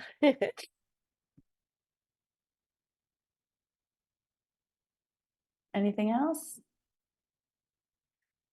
All right, here we go. Bridges, public utilities, municipal buildings, and even street patterns, when viewed collectively, can illustrate the growth and development of a community, providing information about transportation improvements, city services, and the priorities of local government. This is Truss Bridge number 35. Surrounded by dense tree cover, Truss Bridge 35 is located on a small curve of Barry Pierce Road, spanning the South Flat River in southwest Person County. This bridge was documented by the Historic American Engineering Record sometime after 1968. That documentation notes that the bridge was built in the early teens by the Champion Bridge Company of Wilmington, Ohio. A report on historic bridges in North Carolina that was completed in 2005 found that Truss Bridge 35 was a significant example of pin-connected half-hip Pratt pony truss, and it was determined eligible by that report. This piece of roadway is no longer the means of crossing the river. A new bridge crossing has been built about 200 feet to the southeast. However, Truss Bridge 35 appears eligible under criterion A for transportation and criterion C for engineering. And the Terza Fire Tower, located on the east side of Fire Tower Drive. The steel tower stands on a wooded 2-acre parcel and is accessed by a narrow dirt drive. The tower appears on the 1943 USGS topographic map of the area, but we don't have a more firm construction date than before 1943. According to the National Forest Foundation, fire towers gained popularity in the early 1900s as a primary way for spotting wildfires. Many were constructed by the U.S. Forest Service or by Depression-era work programs. A news report in 2023 notes that there were once as many as 200 lookout towers in North Carolina, and that while many remain standing, only about 24 are still manned. This is not one of them. The HPO files include information on 10 towers in 9 counties, including the National Register listed Warren County Fire Tower. The Terza Fire Tower is the only known fire tower to be extant in Person County, though it is also no longer in use. The tower appears eligible under criterion A for conservation and potentially criterion C for engineering, though more research needs to be done to determine the manufacturer. If you guys like the last section, wait till we get through this one. We had some really great field trips. Roxborough Waterworks being one. Infrastructure related to power and water resources in the county was improved and expanded during the mid-20th century. In 1953, a new waterworks facility was constructed northwest of Roxborough to supply water to the burgeoning post-war population of the town. The facility replaced an earlier filter plant in the southwest quadrant of the city. Both facilities pulled water from Roxborough Lake, which was initially dammed in the early 20th century. On a new concrete dam and pumping station were constructed in 1955. The centerpiece of the water filtration plant is the 2-story Art Deco style concrete building with a smooth concrete finish and steel windows. Incised lettering at the parapet reads Roxborough Waterworks. The 3-story building to the north is connected by a series of 1-story concrete reservoirs. The interior of the main building retains concrete floors, smooth plaster walls, and original metal stairs and railings. A lab space is located at the upper floor of the north building. South and southwest of the buildings are 2 large, partially below grade covered holding tanks. Several in-ground filtration ponds are also located to the west. A residence accommodated an on-site technician, and a modern warehouse with reservoirs and testing facility is located to the northwest. The Roxborough Waterworks appears eligible under criterion A for engineering and under criterion C for architecture. And then the other side of the coin, the Roxborough Sewage Treatment Plant, Located on the north side of Cavell Chubb Lake Road, just outside of the Roxborough city limits, this plant is the first municipal water treatment plant constructed in the county and is still in operation today. All of the key components necessary for sewage treatment were constructed in 1964, including a laboratory and office, aeration basins, pump house, clarifying ponds, digesters, and contact tanks. G.G. Strickland of Platt Davis and Associates in Durham served as the engineer for the project, and the contractor is listed as the Lee Construction Company out of Charlotte. The location was chosen for its location along Marlowe's Creek, into which the treated water flows. Additional resources constructed after 1980 include a new warehouse, administration building, and electrical building. The Roxborough Sewage Treatment Plant appears eligible under Criterion A for engineering and Criterion C for architecture. This is the Person County Office Building, located at the southwest corner of South Morgan Road Street and Long Avenue. This two-story L-shaped office building is a highly intact example of a modernist-style office building. The two-story building has a concrete foundation, brick veneer, flat roof, and paired aluminum frame windows separated by opaque spandrel panels between the floors. The main entrance is sheltered by a flat metal canopy and flanked by brick planters. A low brick wall extends along part of the sidewalk on South Morgan Street. The interior retains concrete block walls, original circulation with double loaded corridors, and original doors and bathroom finishes.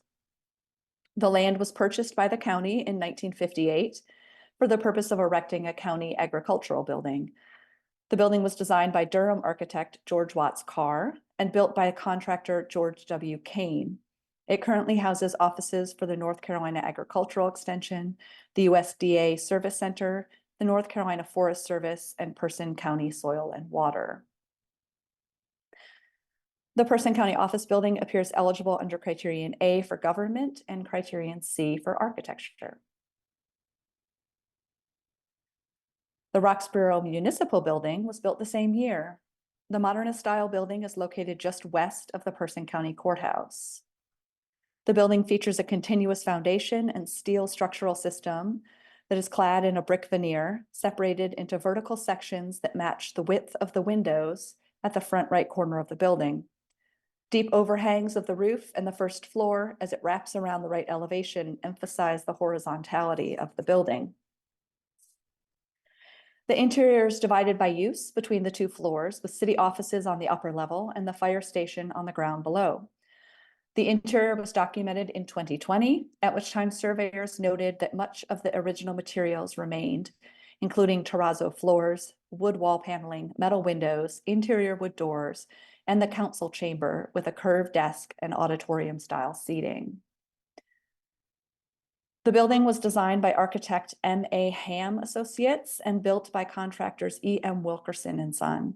It was determined eligible for the National Register in 2020, and we agree that it appears eligible under Criterion A for government and Criterion C for architecture.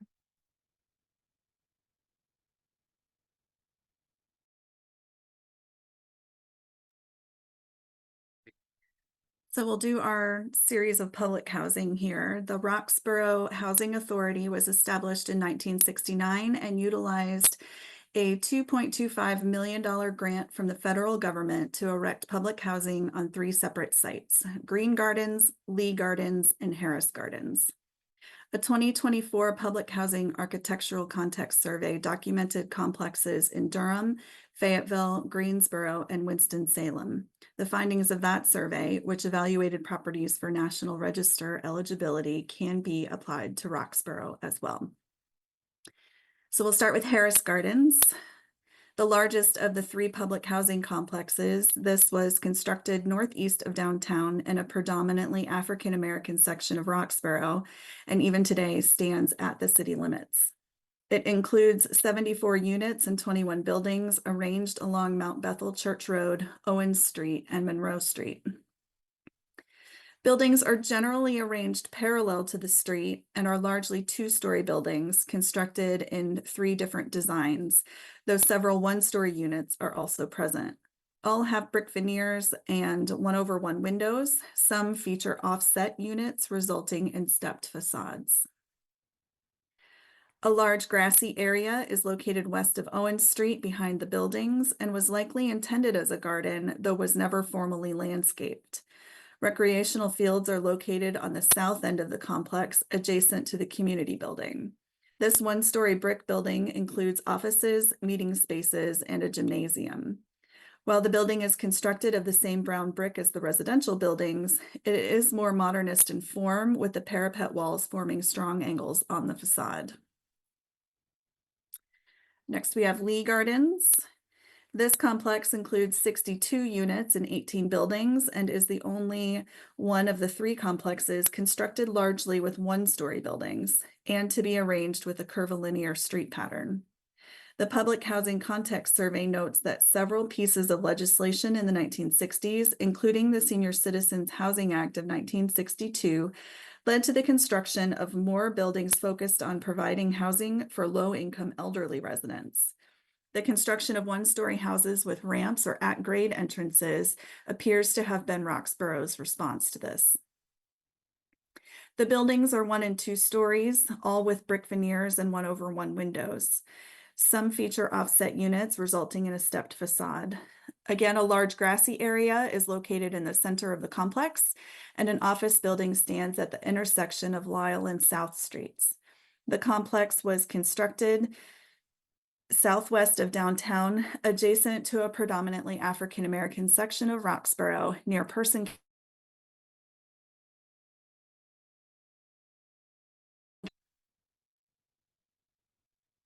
And the last of these is Green Gardens.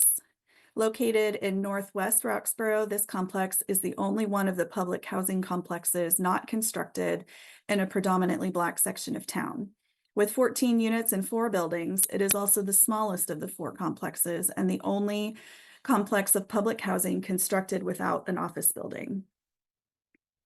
The buildings, all 2 stories with brick veneers and 1/1 windows, stand parallel to Walker and Green Streets.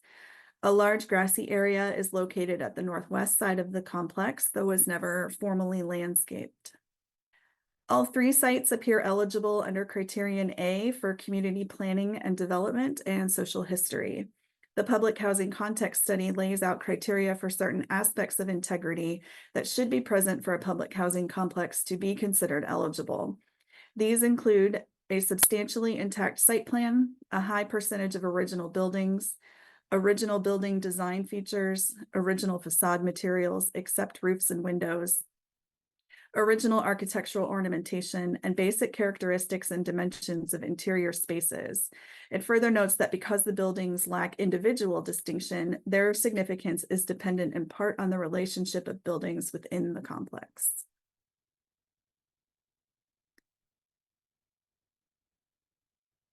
And this is the United States Post Office.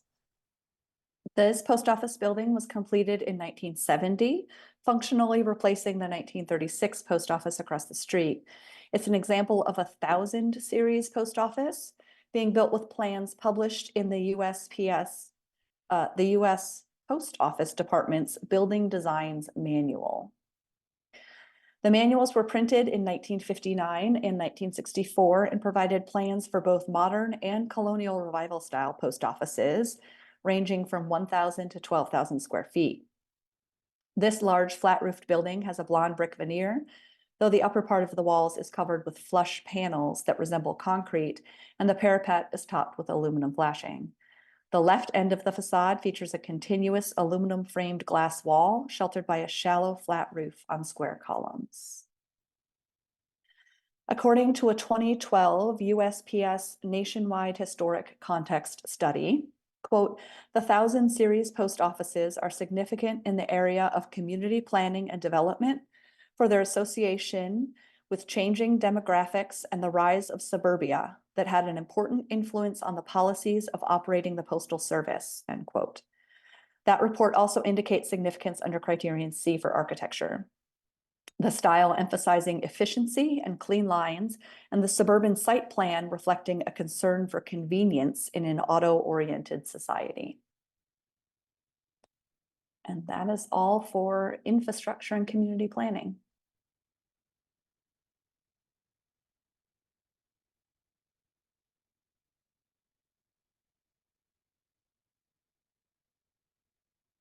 Anyone? Just appreciating this thoroughness and covering all these different categories. I'm just, woo. We had so much fun. We went on a lot of field trips, and later I can tell you all about how sewage water is processed. So we learned learned a far lot. more than we needed to Yep. on this project. But again, people were so enthusiastic and friendly and willing to show us around the sewage treatment plant in the middle of the day when we show up unexpected and interrupt their work. So it's really a testament to the people of this county that we have this much information to share with you. So we will start with some industrial properties, and these are all inside of Roxborough. While Roxborough was established as the county seat of Person County in 1793 and incorporated in 1855, the city did not experience significant growth until the arrival of the railroad in 1890. The railroad facilitated substantial growth in the town, which soon had a new brick courthouse, restaurants, pharmacies, offices, and banks. Perhaps most significantly, the railroad facilitated the establishment of the textile industry in Roxborough. With the construction of 4 mills between 1901 and 1926, textile production became Roxborough's primary industry and largest employer in the early and mid-20th century. All of the properties discussed here appear eligible under criterion A for industry, with additional criterion applicable as noted. So first we have the Roxborough Cotton Mill Village. J.A. Long erected the Roxborough Cotton Mill in 1901, and that was placed on the National Register already in 2009. And immediately he began constructing housing for his many workers. By 1925, 60 houses had been erected south and east of the mill, the area having been almost fully built out by that time.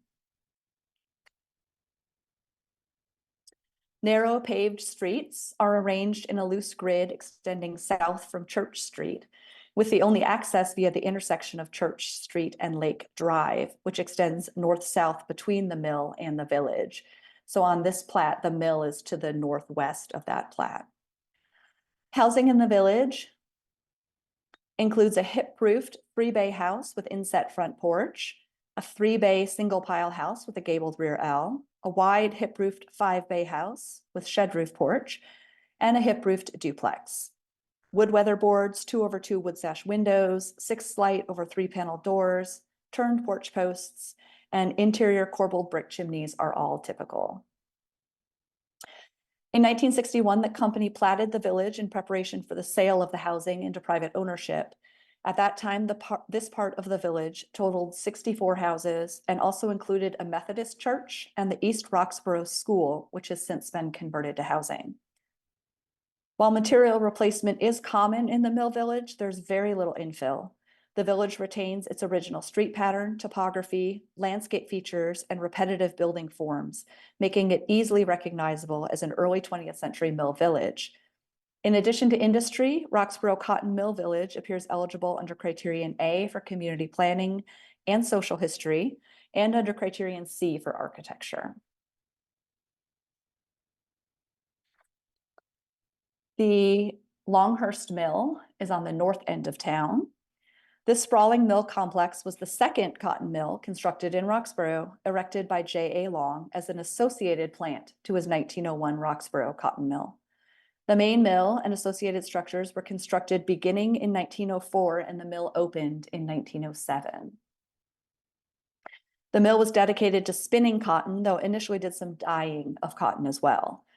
The earliest part of the mill was a wide rectangular building that extended east-west, with the main entrance located in a tower that faced the Longhurst Mill Village to the north, which we'll get to.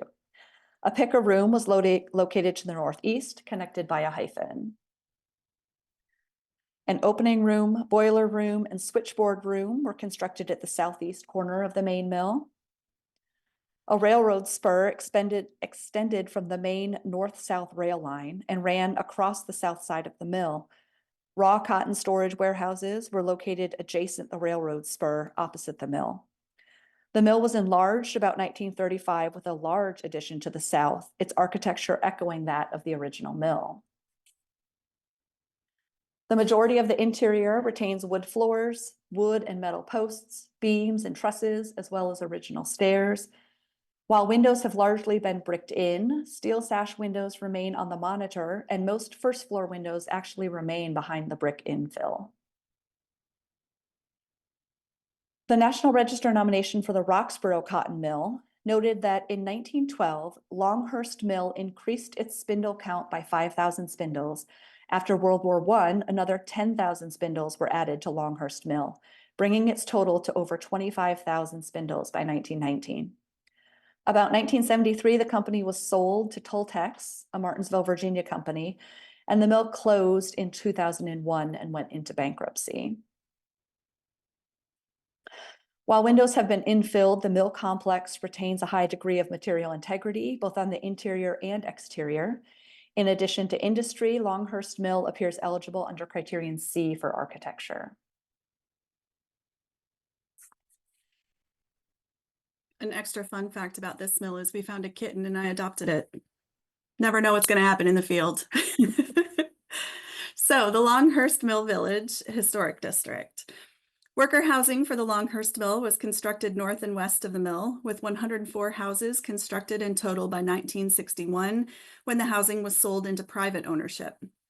Narrow streets are arranged in a loose grid, roughly aligning with North Main Street and Providence Road. Houses on the west side of North Main Street were constructed first, generally utilizing traditional side gabled or gable and wing forms.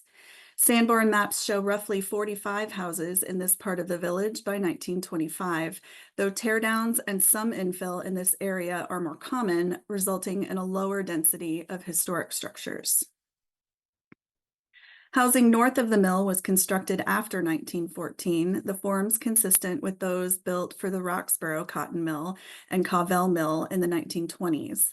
The 1925 Sanborn map shows approximately 45 houses arranged along the 5 streets in this part of the village, the area having been almost fully built out by that time. Housing in the village follows the same forms found in the Roxborough Cotton Mill Village. Among these are hip roof 3-bay house with inset front porch and a 3-bay hip roof house. Several larger houses may have been constructed for mill managers. Wood weatherboards, 6/6 wood sash windows, exposed rafter tails, turned porch posts, and interior corbelled brick chimneys are all typical. Non-residential resources include 2 churches, Longhurst Park, and a small building that appears to have been constructed as a school, though more research needs to be done on that building. The Longhurst School, constructed in the 1920s, has been demolished. While material replacement is common in the Mill Village, it retains original street patterns, topography, landscape features, and repetitive building forms, making it easily recognizable as an early 20th century mill village. In addition to industry, Longhurst Mill Village appears eligible under Criterion A for community planning and social history. And then we have the Cavell Mill Village. In 1923, A.T. Baker and Company opened a plant in Roxborough, just north of Longhurst Mill, for the manufacture of automobile upholstery. In 1927, the plant was acquired by the Collins and Aikman Company of Philadelphia. The name Cavell is an abbreviation of the name Collins and Aikman Velvets. As part of the initial construction of the mill, the company laid out a village of worker housing that extended west and south of the mill and featuring narrow streets and a series of stone walls that help level the uneven terrain of the village as it slopes toward a creek at the west end. The 1925 Sanborn map shows 17 houses arranged along 3 streets. Cavell more than doubled the number of houses by 1943. And by 1951, when the company platted the village for sale, the village totaled 111 houses. Housing in the village follows the same forms found in the Roxborough Cotton Mill Village and the Longhurst Mill Village. In the northeast corner of the district is a one-story commercial building that still bears a sign reading Collins and Aikman. Wood weatherboards, 2/2 wood windows, 1 light over 3 panel doors, turned porch posts, and interior corbelled brick chimneys are all typical. The Cavell Mill Village was determined not eligible for the National Register in 1995 as part of the environmental review program. However, the current survey found that while material replacement is common in the Mill Village, there is very little infill. Additionally, the village retains its original street pattern, topography, landscape features, and repetitive building forms, making it easily recognizable as an early 20th century mill village. In addition to industry, the Mill Village appears eligible for the National Register under Criterion A for community planning and social history. And just a note, the 1995 environmental review noted that the mill was enlarged significantly through the 20th century, measuring roughly 12 times the size of the original mill by 1969. So the appearance of the Baker Cavell Mill is difficult to figure out, and many of the additions and modernizations to the still functioning factory complex obscure those historic parts of the mill. While it appears the majority of the complex was constructed before 1969, that report found, and we agree, that without more information, the mill does not appear eligible for the National Register. And we don't normally present things that are not eligible, but I knew y'all were going to ask about the mill. So, this is the Cavell Executive Village Historic District. This village was erected about 1934 by Collins and Aikman, just north of its Velvet plant on US 501. So the worker housing is south of the plant, and this is north. Unlike the traditional mill villages constructed throughout the North Carolina Piedmont, this village housed executives of the mill rather than laborers. It utilized 2 basic colonial revival style house plans for the 10 houses that were constructed. Houses were rotated or flipped for variety and are additionally differentiated through varied classical treatments at their entries, wings, and gable vents, and the presence or absence of second-story overhangs. The development also utilized 1 plan for its 6 shared garages and 1 design for its 4 classical streetlights. Houses are arranged along the west side of the street, and an undeveloped crescent of land on the east side between Executive Lane and US 501 is now designated a park.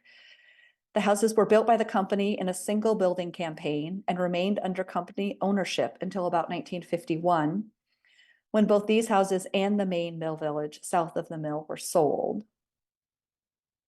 The Cavell Executive Village was determined eligible in 1995 as part of the environmental review process.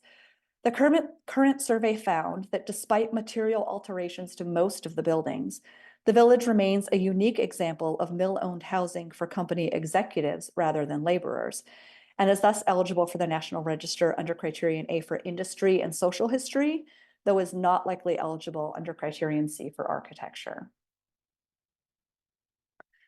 And this is, if you were counting, the 4th mill. This is Somerset Mill. It is the smallest of Roxborough's 4 textile mills. Somerset Mill was also the last to be constructed.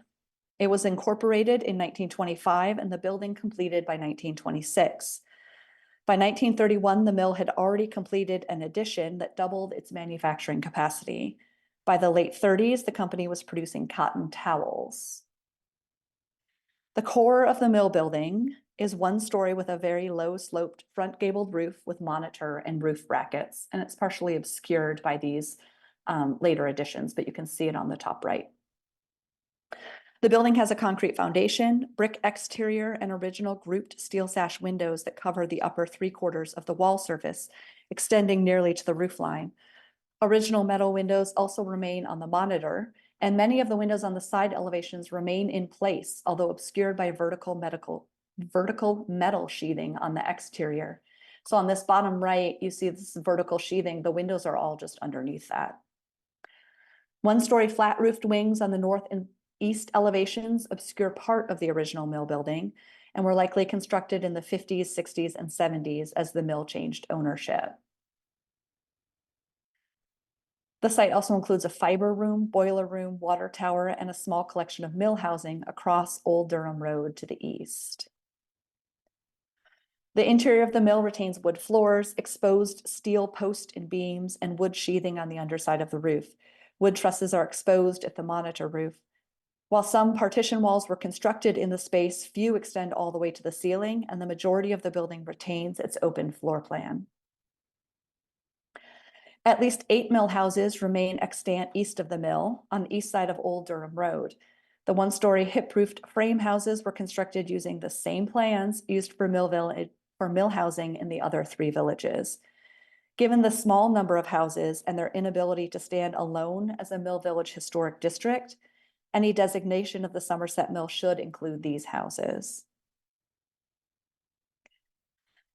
Despite late 20th century alterations, the mill retains a high degree of material integrity, including its original windows.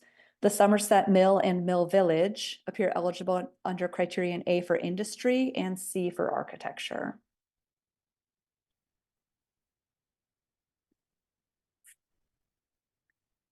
And last in this group, we have the Coca-Cola Bottling Company. This building, constructed by local contractor George W. Kane, is immediately recognizable as a Coca-Cola plant, with the cast stone sign panel still in place on the facade and the cast stone door surround, hipped red tile roof with exposed purlins found on other bottling plants in the state. The 2-story red brick building retains steel sash windows at the 2nd story and an original 1-story flat-roofed wing at the southwest corner facing Long Avenue.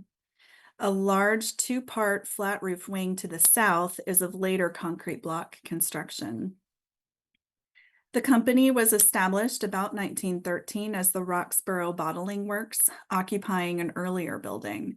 In May 1935, owner O.B. McBroom broke ground for a new modern facility in West Roxborough.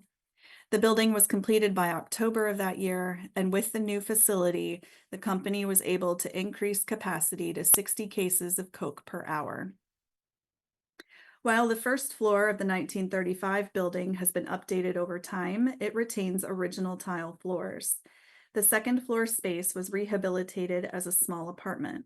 Industrial space to the rear remains largely intact and include loading ramps and a small office for a watchman. In addition to industry, the Coca-Cola bottling plant appears eligible under criterion C for architecture.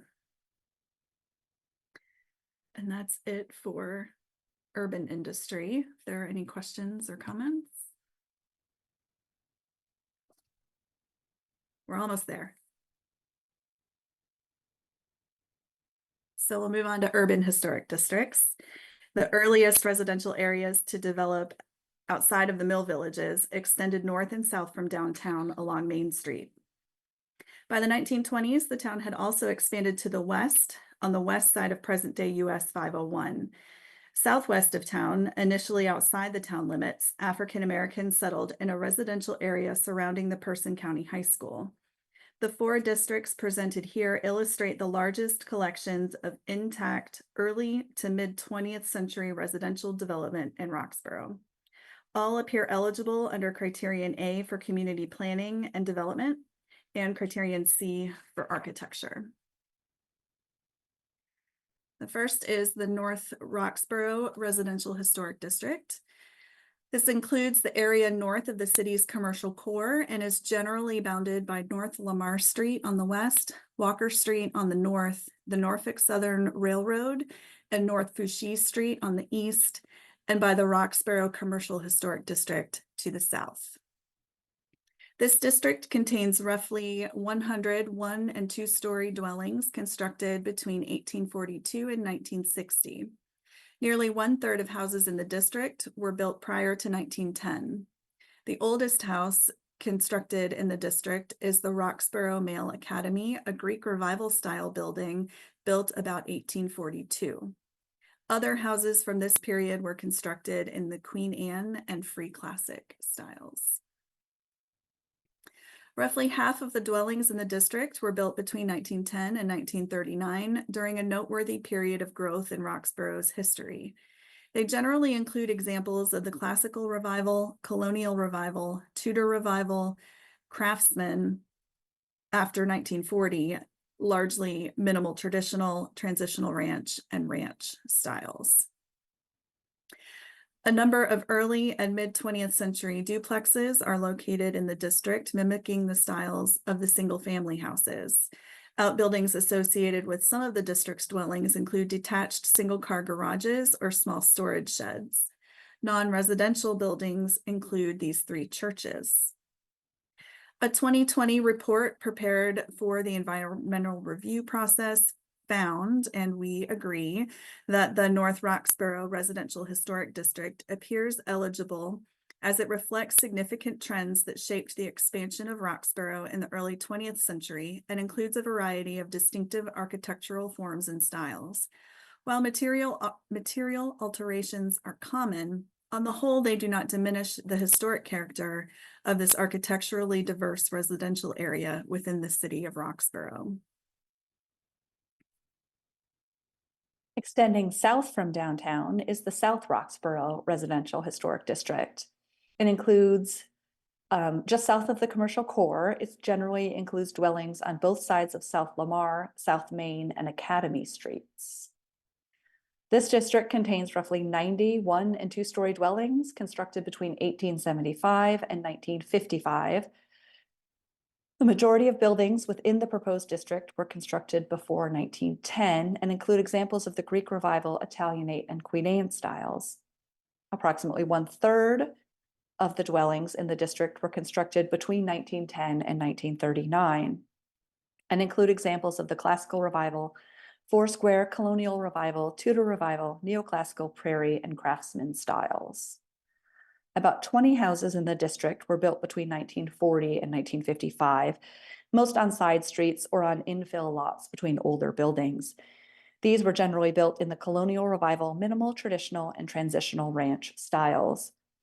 Non-residential resources include churches, a post office, library, and commercial buildings, most at the north end of the district, adjacent to the commercial core. The South Roxborough Residential Historic District reflects significant trends in residential design, similar to those found north of the commercial core, but with a greater degree of difference between high-style dwellings and the vernacular resources. A 2020 report prepared for the ER process found, and we agree, the eligibility of the district. This is Reamstown. Reamstown is a suburban residential neighborhood west of Roxborough's commercial core on the west side of US 501. Platted in 1890, the subdivision was laid out in a standard grid pattern that is bisected by Reams Avenue. Nearly 1/3 of the houses were constructed prior to 1910 and include elements of the Queen Anne, Italianate, and Free Classic styles. Another 1/3 were built between 1910 and 1944 and include Craftsman, Tudor Revival, Colonial Revival, and minimal traditional stylistic elements. Additional houses built between 1945 and 65, largely at the northwest part of the neighborhood, exhibit elements of the Colonial Revival, minimal traditional, and ranch styles. The same 2020 environmental review report found eligibility of this district, and we agree that it's eligible as the first, oldest, and largest planned suburban neighborhood in the city of Roxborough. While that report noted that the area was occupied by African Americans in the mid-20th century, our research did not confirm this. The predominant African American neighborhood was south and west of this area. And I'll just finish this section. This is Sunset Hills, located northwest of downtown Roxborough and immediately west of Reamstown. The Sunset Hills development is one of the largest and most intact mid-20th century residential developments in Roxborough. Initially platted in 1937, the earliest portions of the neighborhood were built in the 1940s, with Craftsman and Colonial Revival style houses, as well as period revival cottages. Those constructed along West Gordon Street were generally modest in size, while houses on Crestwood Drive were large in scale. Most featured brick veneers and traditional detailing, mostly categorized as colonial revival styles.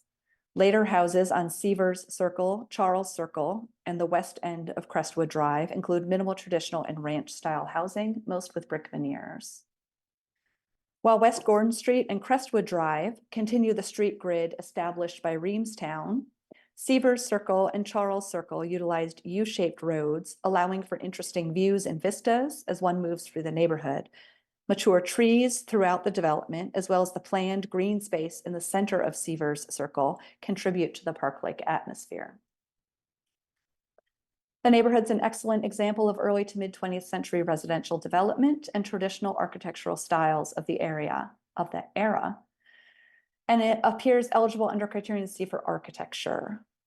And one thing of note is while the houses on the east side of Chubb Lake Road, which is this little section here, were originally platted with the Reamstown development, the ranch forms are more consistent with the housing in the Sunset Hills development. So we included them with this district instead of Reamstown. Any questions about urban historic districts? 3 of those were already determined eligible, and we just confirmed and adjusted the boundaries. I have a question about, you mentioned a little bit that Reamstown was thought to have an African-American component, and you said it's to the south, the African-American community is to the southwest. Is there any possibility that there's some historic district that should come out of that African-American context? And I ask this because we've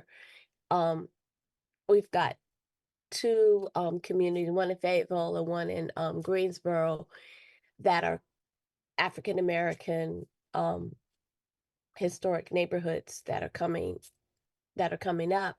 And so if there's a way to kind of flag that earlier, I mean, I know you're doing quite a bit, but it would be helpful to have maybe that Yeah, identified or. we definitely looked at it. So what we did, there's an area sort of south and west of that was historically African-American.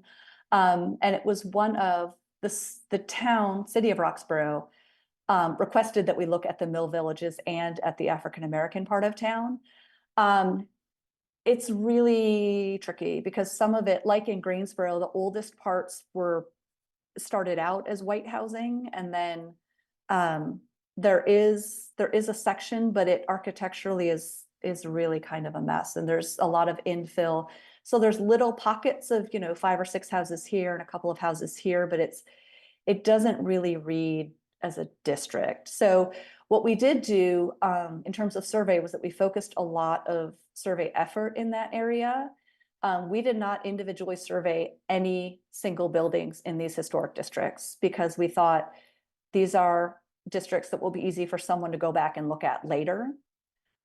We were not sure that someone would go back and look at the African-American neighborhoods later. So we spent a lot of time documenting individual buildings in those areas. But it was really hard to see a historic district emerge from that area.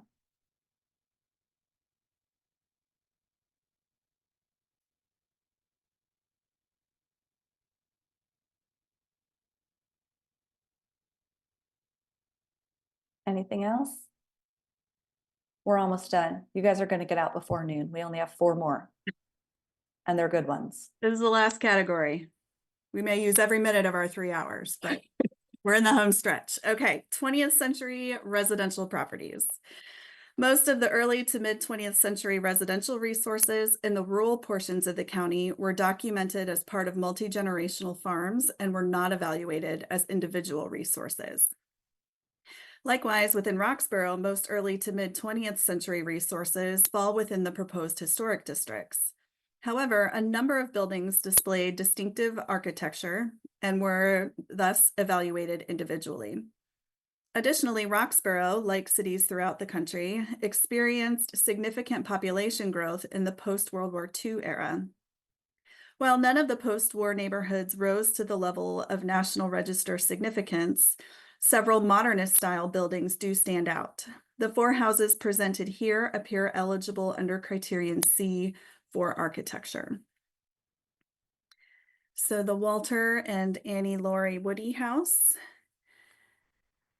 This house is among the most exuberant examples of the craftsman style in Roxborough and retains high material integrity to convey the style. Located at the southwest corner of North Main and West Moorhead Streets, the house was built by contractor George W. Kane in 1922. It was constructed for W.R. Woody, a prominent Roxborough merchant and businessman with the firm Woody, Long and Morton. The hip roof house is distinctive for its blonde brick veneer, terracotta tile roof, and large paired brackets along the roof line. It has a combination of 9/1 and 12/1 wood windows, all with granite sills. A 20 light French door is sheltered by a hip roof porch supported by tapered wood posts on brick piers. A gabled porch on the right elevation has matching supports. The interior is highly intact with original floor plan, wood floors, moldings and trim, mantels, and French doors. The second floor is equally intact, and the house even retains 3 bathrooms with original fixtures and tile. The property was conveyed by W. Ruffin Woody Jr. and his wife Elizabeth to the Person County Museum of History in 2012. The site includes a brick and concrete garage northwest of the house. This was maybe one of our favorite field trips, the Henry and Jean Newell House. Perhaps the most remarkable modernist style residence in the county, this unique house was patterned after House Beautiful Magazine's 1958 Pace Setter House. That house, pictured in the top left, was designed by Vladimir Osipov, constructed in Honolulu, Hawaii, by Dr. and Mrs. Howard Lillistrand, and was listed to the National Register in 2008. Upon seeing the magazine, which dedicated an entire issue to drawings, photos, and descriptions of the house, the Newells contracted Osipov to request purchase of the plans, but were told the plans belonged to the homeowner and were not available for sale. Not to be deterred, Henry Newell, a draftsman for Bell Aircraft, utilized the plans published in the magazine, scaled them up, and drafted the plans himself. The house features intersecting, low-sloped, gabled, and hipped roofs intended to make it blend with the surrounding landscape.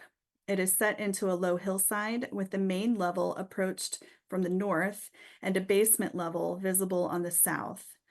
The gabled porte cochere is supported by cedar timbers with cedar cross braces, varied from the wood used on the Lillistrand house and chosen because it was native to North Carolina. The plans copied the Lillistrand house exactly, including the placement of furniture within the main rooms, making the building a near carbon copy of the original plan. The interior features vertical wood paneling, exposed ceiling beams from Oregon in the main living spaces, and exposed brick at the fireplace, a variation from the stone that was used at the Lillistrand house. A dining room and kitchen are northeast of the main living space. A hallway extends west from the entrance with a guest bathroom, guest bedroom, and 2 children's bedrooms located south of the hallway. All of these spaces feature traditional flat ceilings, the contrast making the vaulted ceilings of the living room all the more impressive. Windows in the main living spaces are large wood-framed picture windows that extend the full height of the walls, including a continuous window wall that lights the main hallway. The primary suite is located on the west end of the bedroom wing and includes a separate sitting room.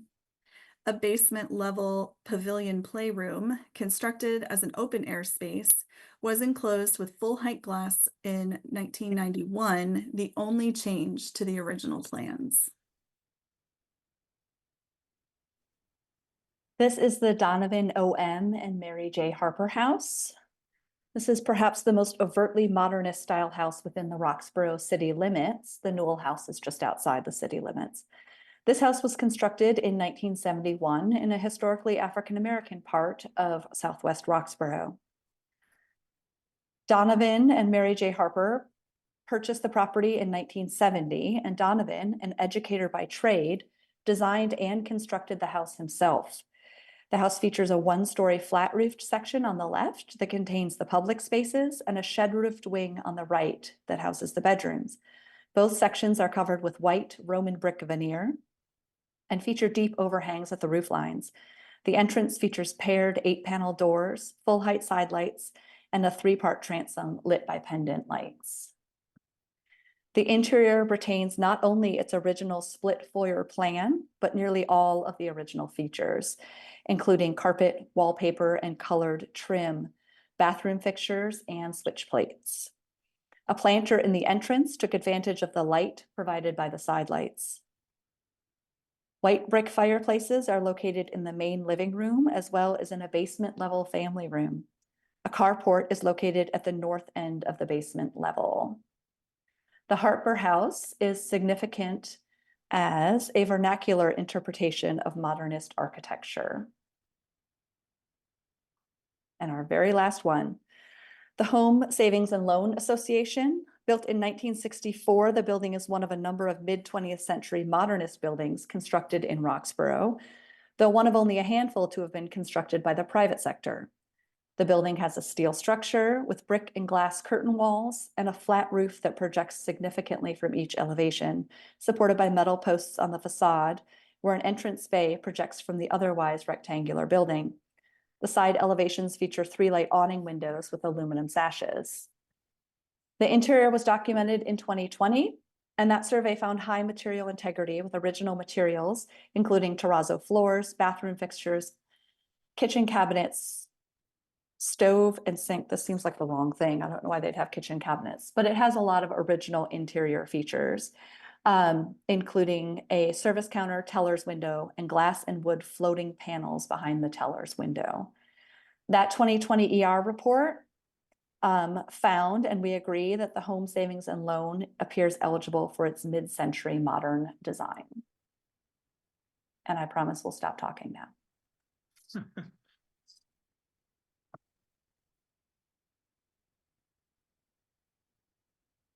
Do y'all have any questions or did you fall asleep?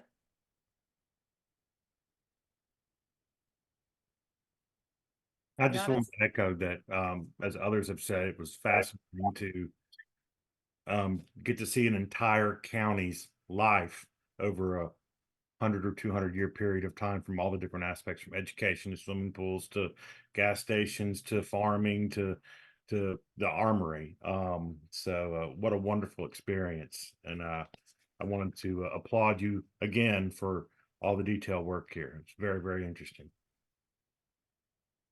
Thank you. You should visit Person County if you have not. It's pretty amazing.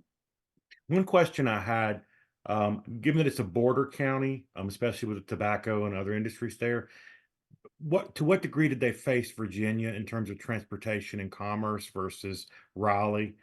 Did you look into that at all, or was that an element of that particular county? I was trying to think about, the preservation of the tobacco barns in particular. I think the Norfolk Bristol Highway ran right across the border there, and there's a lot of commerce on the Virginia side. So I didn't know if that was played into that particular county in their agriculture or not. They were definitely connected, and I think more of it will come out in the report. I mean, at every farm, we asked them where they took their tobacco to market, and a lot of it was Roxborough or Durham, but sometimes it was Danville or somewhere in the north. Okay. And we had the one woman who said she packaged up the eggs and took them to Danville to sell. So we always asked people where they were selling, where the markets were. So there was definitely some overlap, and especially in the northern part of the county, there was, there's some of those roads that you can only get to by going through Virginia. So there's definitely some overlap, and there certainly seems to be overlap in the architecture too, where some of the architecture from Halifax County, Virginia is coming down into Person County. I just noticed I'm involved with the Reynolds Homestead. It's in Virginia in Patrick County, and Virginia Tech's got that as a historic site. And that 1850 house looked just like that house, and the construction and all of that. And it's a border county as well. It's on the other side of the Virginia-North Carolina border, but there's a particular culture around sort of the border counties, especially as you get closer and closer to the mountains, that's similar for those few counties that are in that area of the state.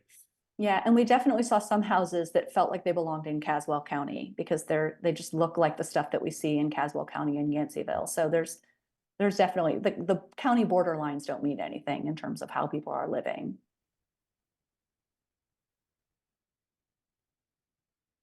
I have a comment that will lead to a question, and I know other folks in the committee have heard me say this before, so I probably sound like a broken record, but Dr. Johnson made an important point a few moments ago in her question about African-American resources. And as I was making notes to myself as we were going through the presentation, I count maybe 8 of the 64 properties deal exclusively or primarily with African-American resources. But we're talking about a county that, at least in 1860, had 40% African-American population, and even today has a relatively high percentage. So my comment is, or my question is, why are there not more African-American resources, whether they're individual, those that you have pointed out, and I agree with the recommendations, there are churches or schools or recreation or public housing. Where are the individual houses that represent the African-American experience in Person County? So the Donovan Harper House at the second to last one, he was an educator at the Person County High School. So that was the Black high school. We had a lovely chat with him. I think part of it is that a lot of the houses, especially in the rural farmsteads, the African-Americans were often there. They were tenants, they were working, they were living there. Some of even the primary houses were occupied by African-Americans in the later years. So any of that would be part of that story.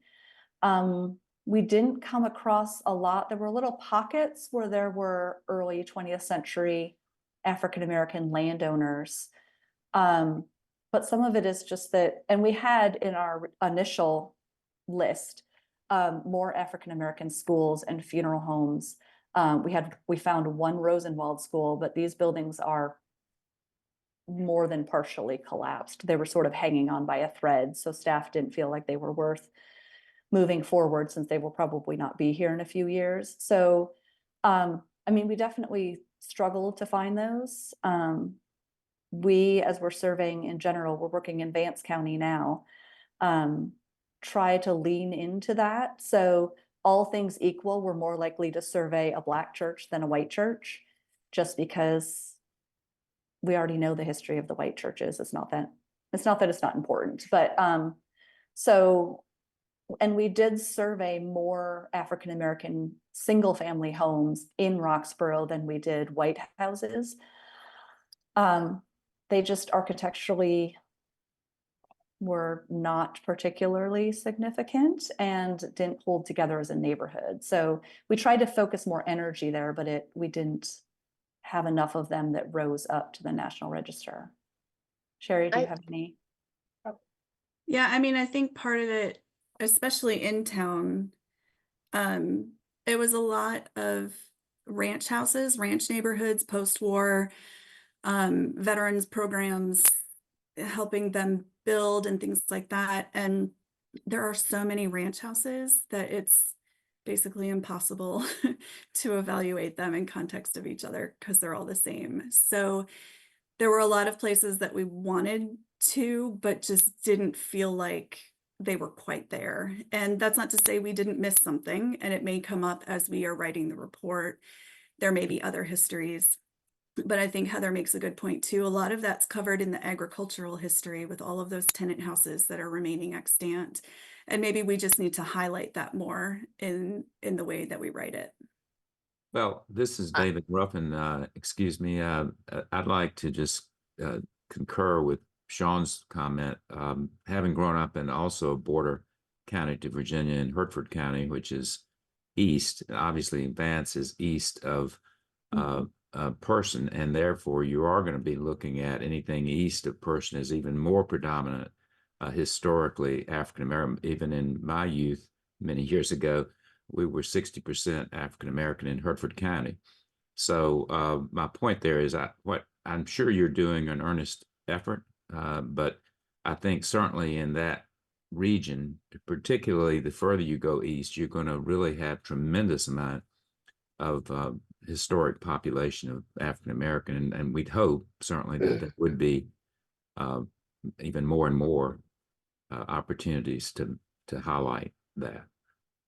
And before I just also would like to say, seconding Noah's comment, we do this at the Historical Commission quite frequently and commend staff for their tremendous work. But I mean, this was yet another example of fantastic energy resource development. And from just the Historical Commission's perspective, thank you so much for excellent work.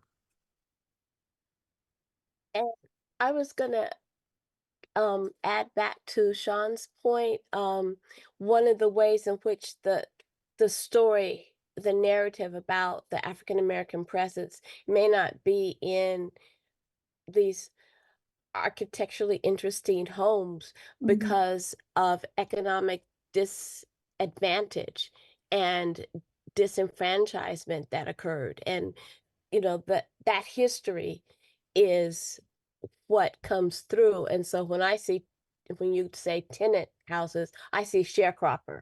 Yeah. I see a different kind of history and relationship there, which I think it's too neutral in that sense, because there was something about, I mean, up until 1974, that museum house didn't have indoor plumbing. Now that Oh, it is, still doesn't have indoor plumbing. you know, that is astonishing. But it points to something else that's happening within the county, because I'm in Granville County, and so we're adjacent, and there is this tension around racial relations. Folk will say, well, be careful if you're driving through a person because you're not known there. No, for real. No, this is what I've gotten. So I'm just saying that there's so much richness and a layering that I hope comes through. And those cemeteries, Sean, you didn't mention the cemeteries that are probably one of the only ways in which you can get a narrative about Black community life. And so that's kind of my reflection on this whole thing.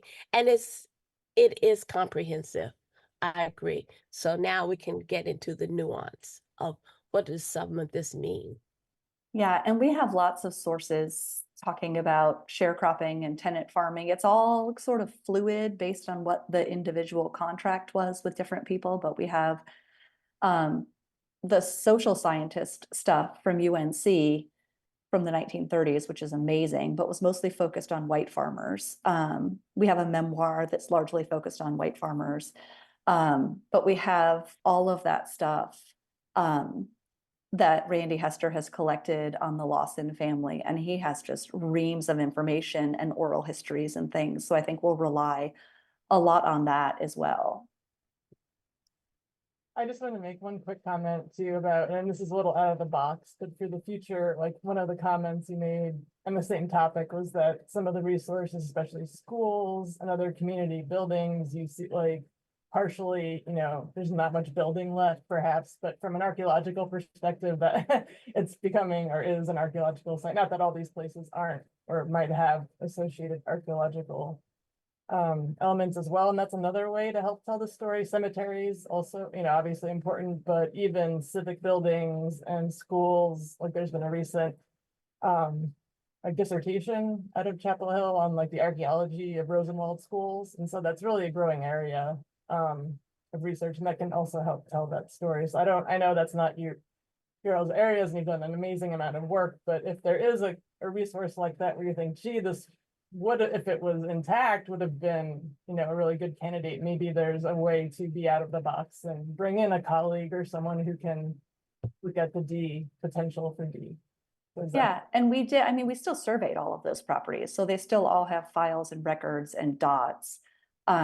So it may be, and Beth and Sarah, I'm thinking especially about that Woodsdale area that had both a historically Black school and a funeral home on an adjacent property, and they're both pretty deteriorated, but that general area is probably rich with archaeological information, so we can maybe send that one over to OSA. I also I just want to say, I didn't want Heather or Sherry, you to think I was being critical of the work. You guys did a fantastic job. Everyone else has said that. And so I just try to refocus the discussion as a reminder that we're at the study list stage. What you presented is obviously comprehensive, and hopefully at the National Register stage, there's an opportunity to bring in some more of these perspectives. So I just wanted to clarify that. So thank you very much. Yes, thank you. Same. Is there any further discussion? Beth, Sarah, are we at the point where we can entertain a motion? Is that the next step? Is there a staff recommendation first that we need to hear? Staff does recommend approval of all the proposed study list candidates. And I will just while everybody's thanking everybody, I will throw in a quick thank you to Beth King. This is one of 7 countywide surveys, is that correct? That came out of the hurricane funding. 1 of 7 being funded through this channel. Particular pot of money, exactly. And so we normally have 1 to 2 countywide surveys going on at any given time, and she's been managing 7 plus some other surveys that were coming along in through other channels. So I really want to commend Beth for riding herd over all of this and keeping it on track and supporting Heather and Sherry. And of course, Heather and Sherry's work has been amazing in Person County. So carry on. In that case, is someone willing to make a motion or ready to make a motion? So moved. Okay, Joe, thank you. Is there a second? I'll second. Oh, I'll let Jim. Dr. Harper, you can. Dr. Harper, thank you. Then all those in favor of accepting the motion, please say aye or raise your hand. Aye. Aye. Anyone opposed, please say no. Are there any abstentions? Looks like the motion passes and that motion is successful. Is there, Sarah, anything else we need to do? That's the only agenda item for today, is that correct? That's the only agenda item. We were hoping to do Clay County as part of this meeting. We've had a small internal survey in Clay County, but with our Western Office folks and the consultant out there who was working on that, all being affected by Hurricane Helene, we're going to kick that out till February. But that one will not be a 3-hour travel, the 3-hour tour. It'll be a bit shorter, but equally entertaining and enriching. I think we've already seen it in staff review. So yeah. In that case, before we adjourn, I just want to say thanks to everyone, all the committee members, Heather, Sherry, Dr. Waters, Ramona, Sarah, Beth, all of you for being here today, Jeff too. And if there's no other comment or questions, can I hear a motion to adjourn, please? Move to adjourn.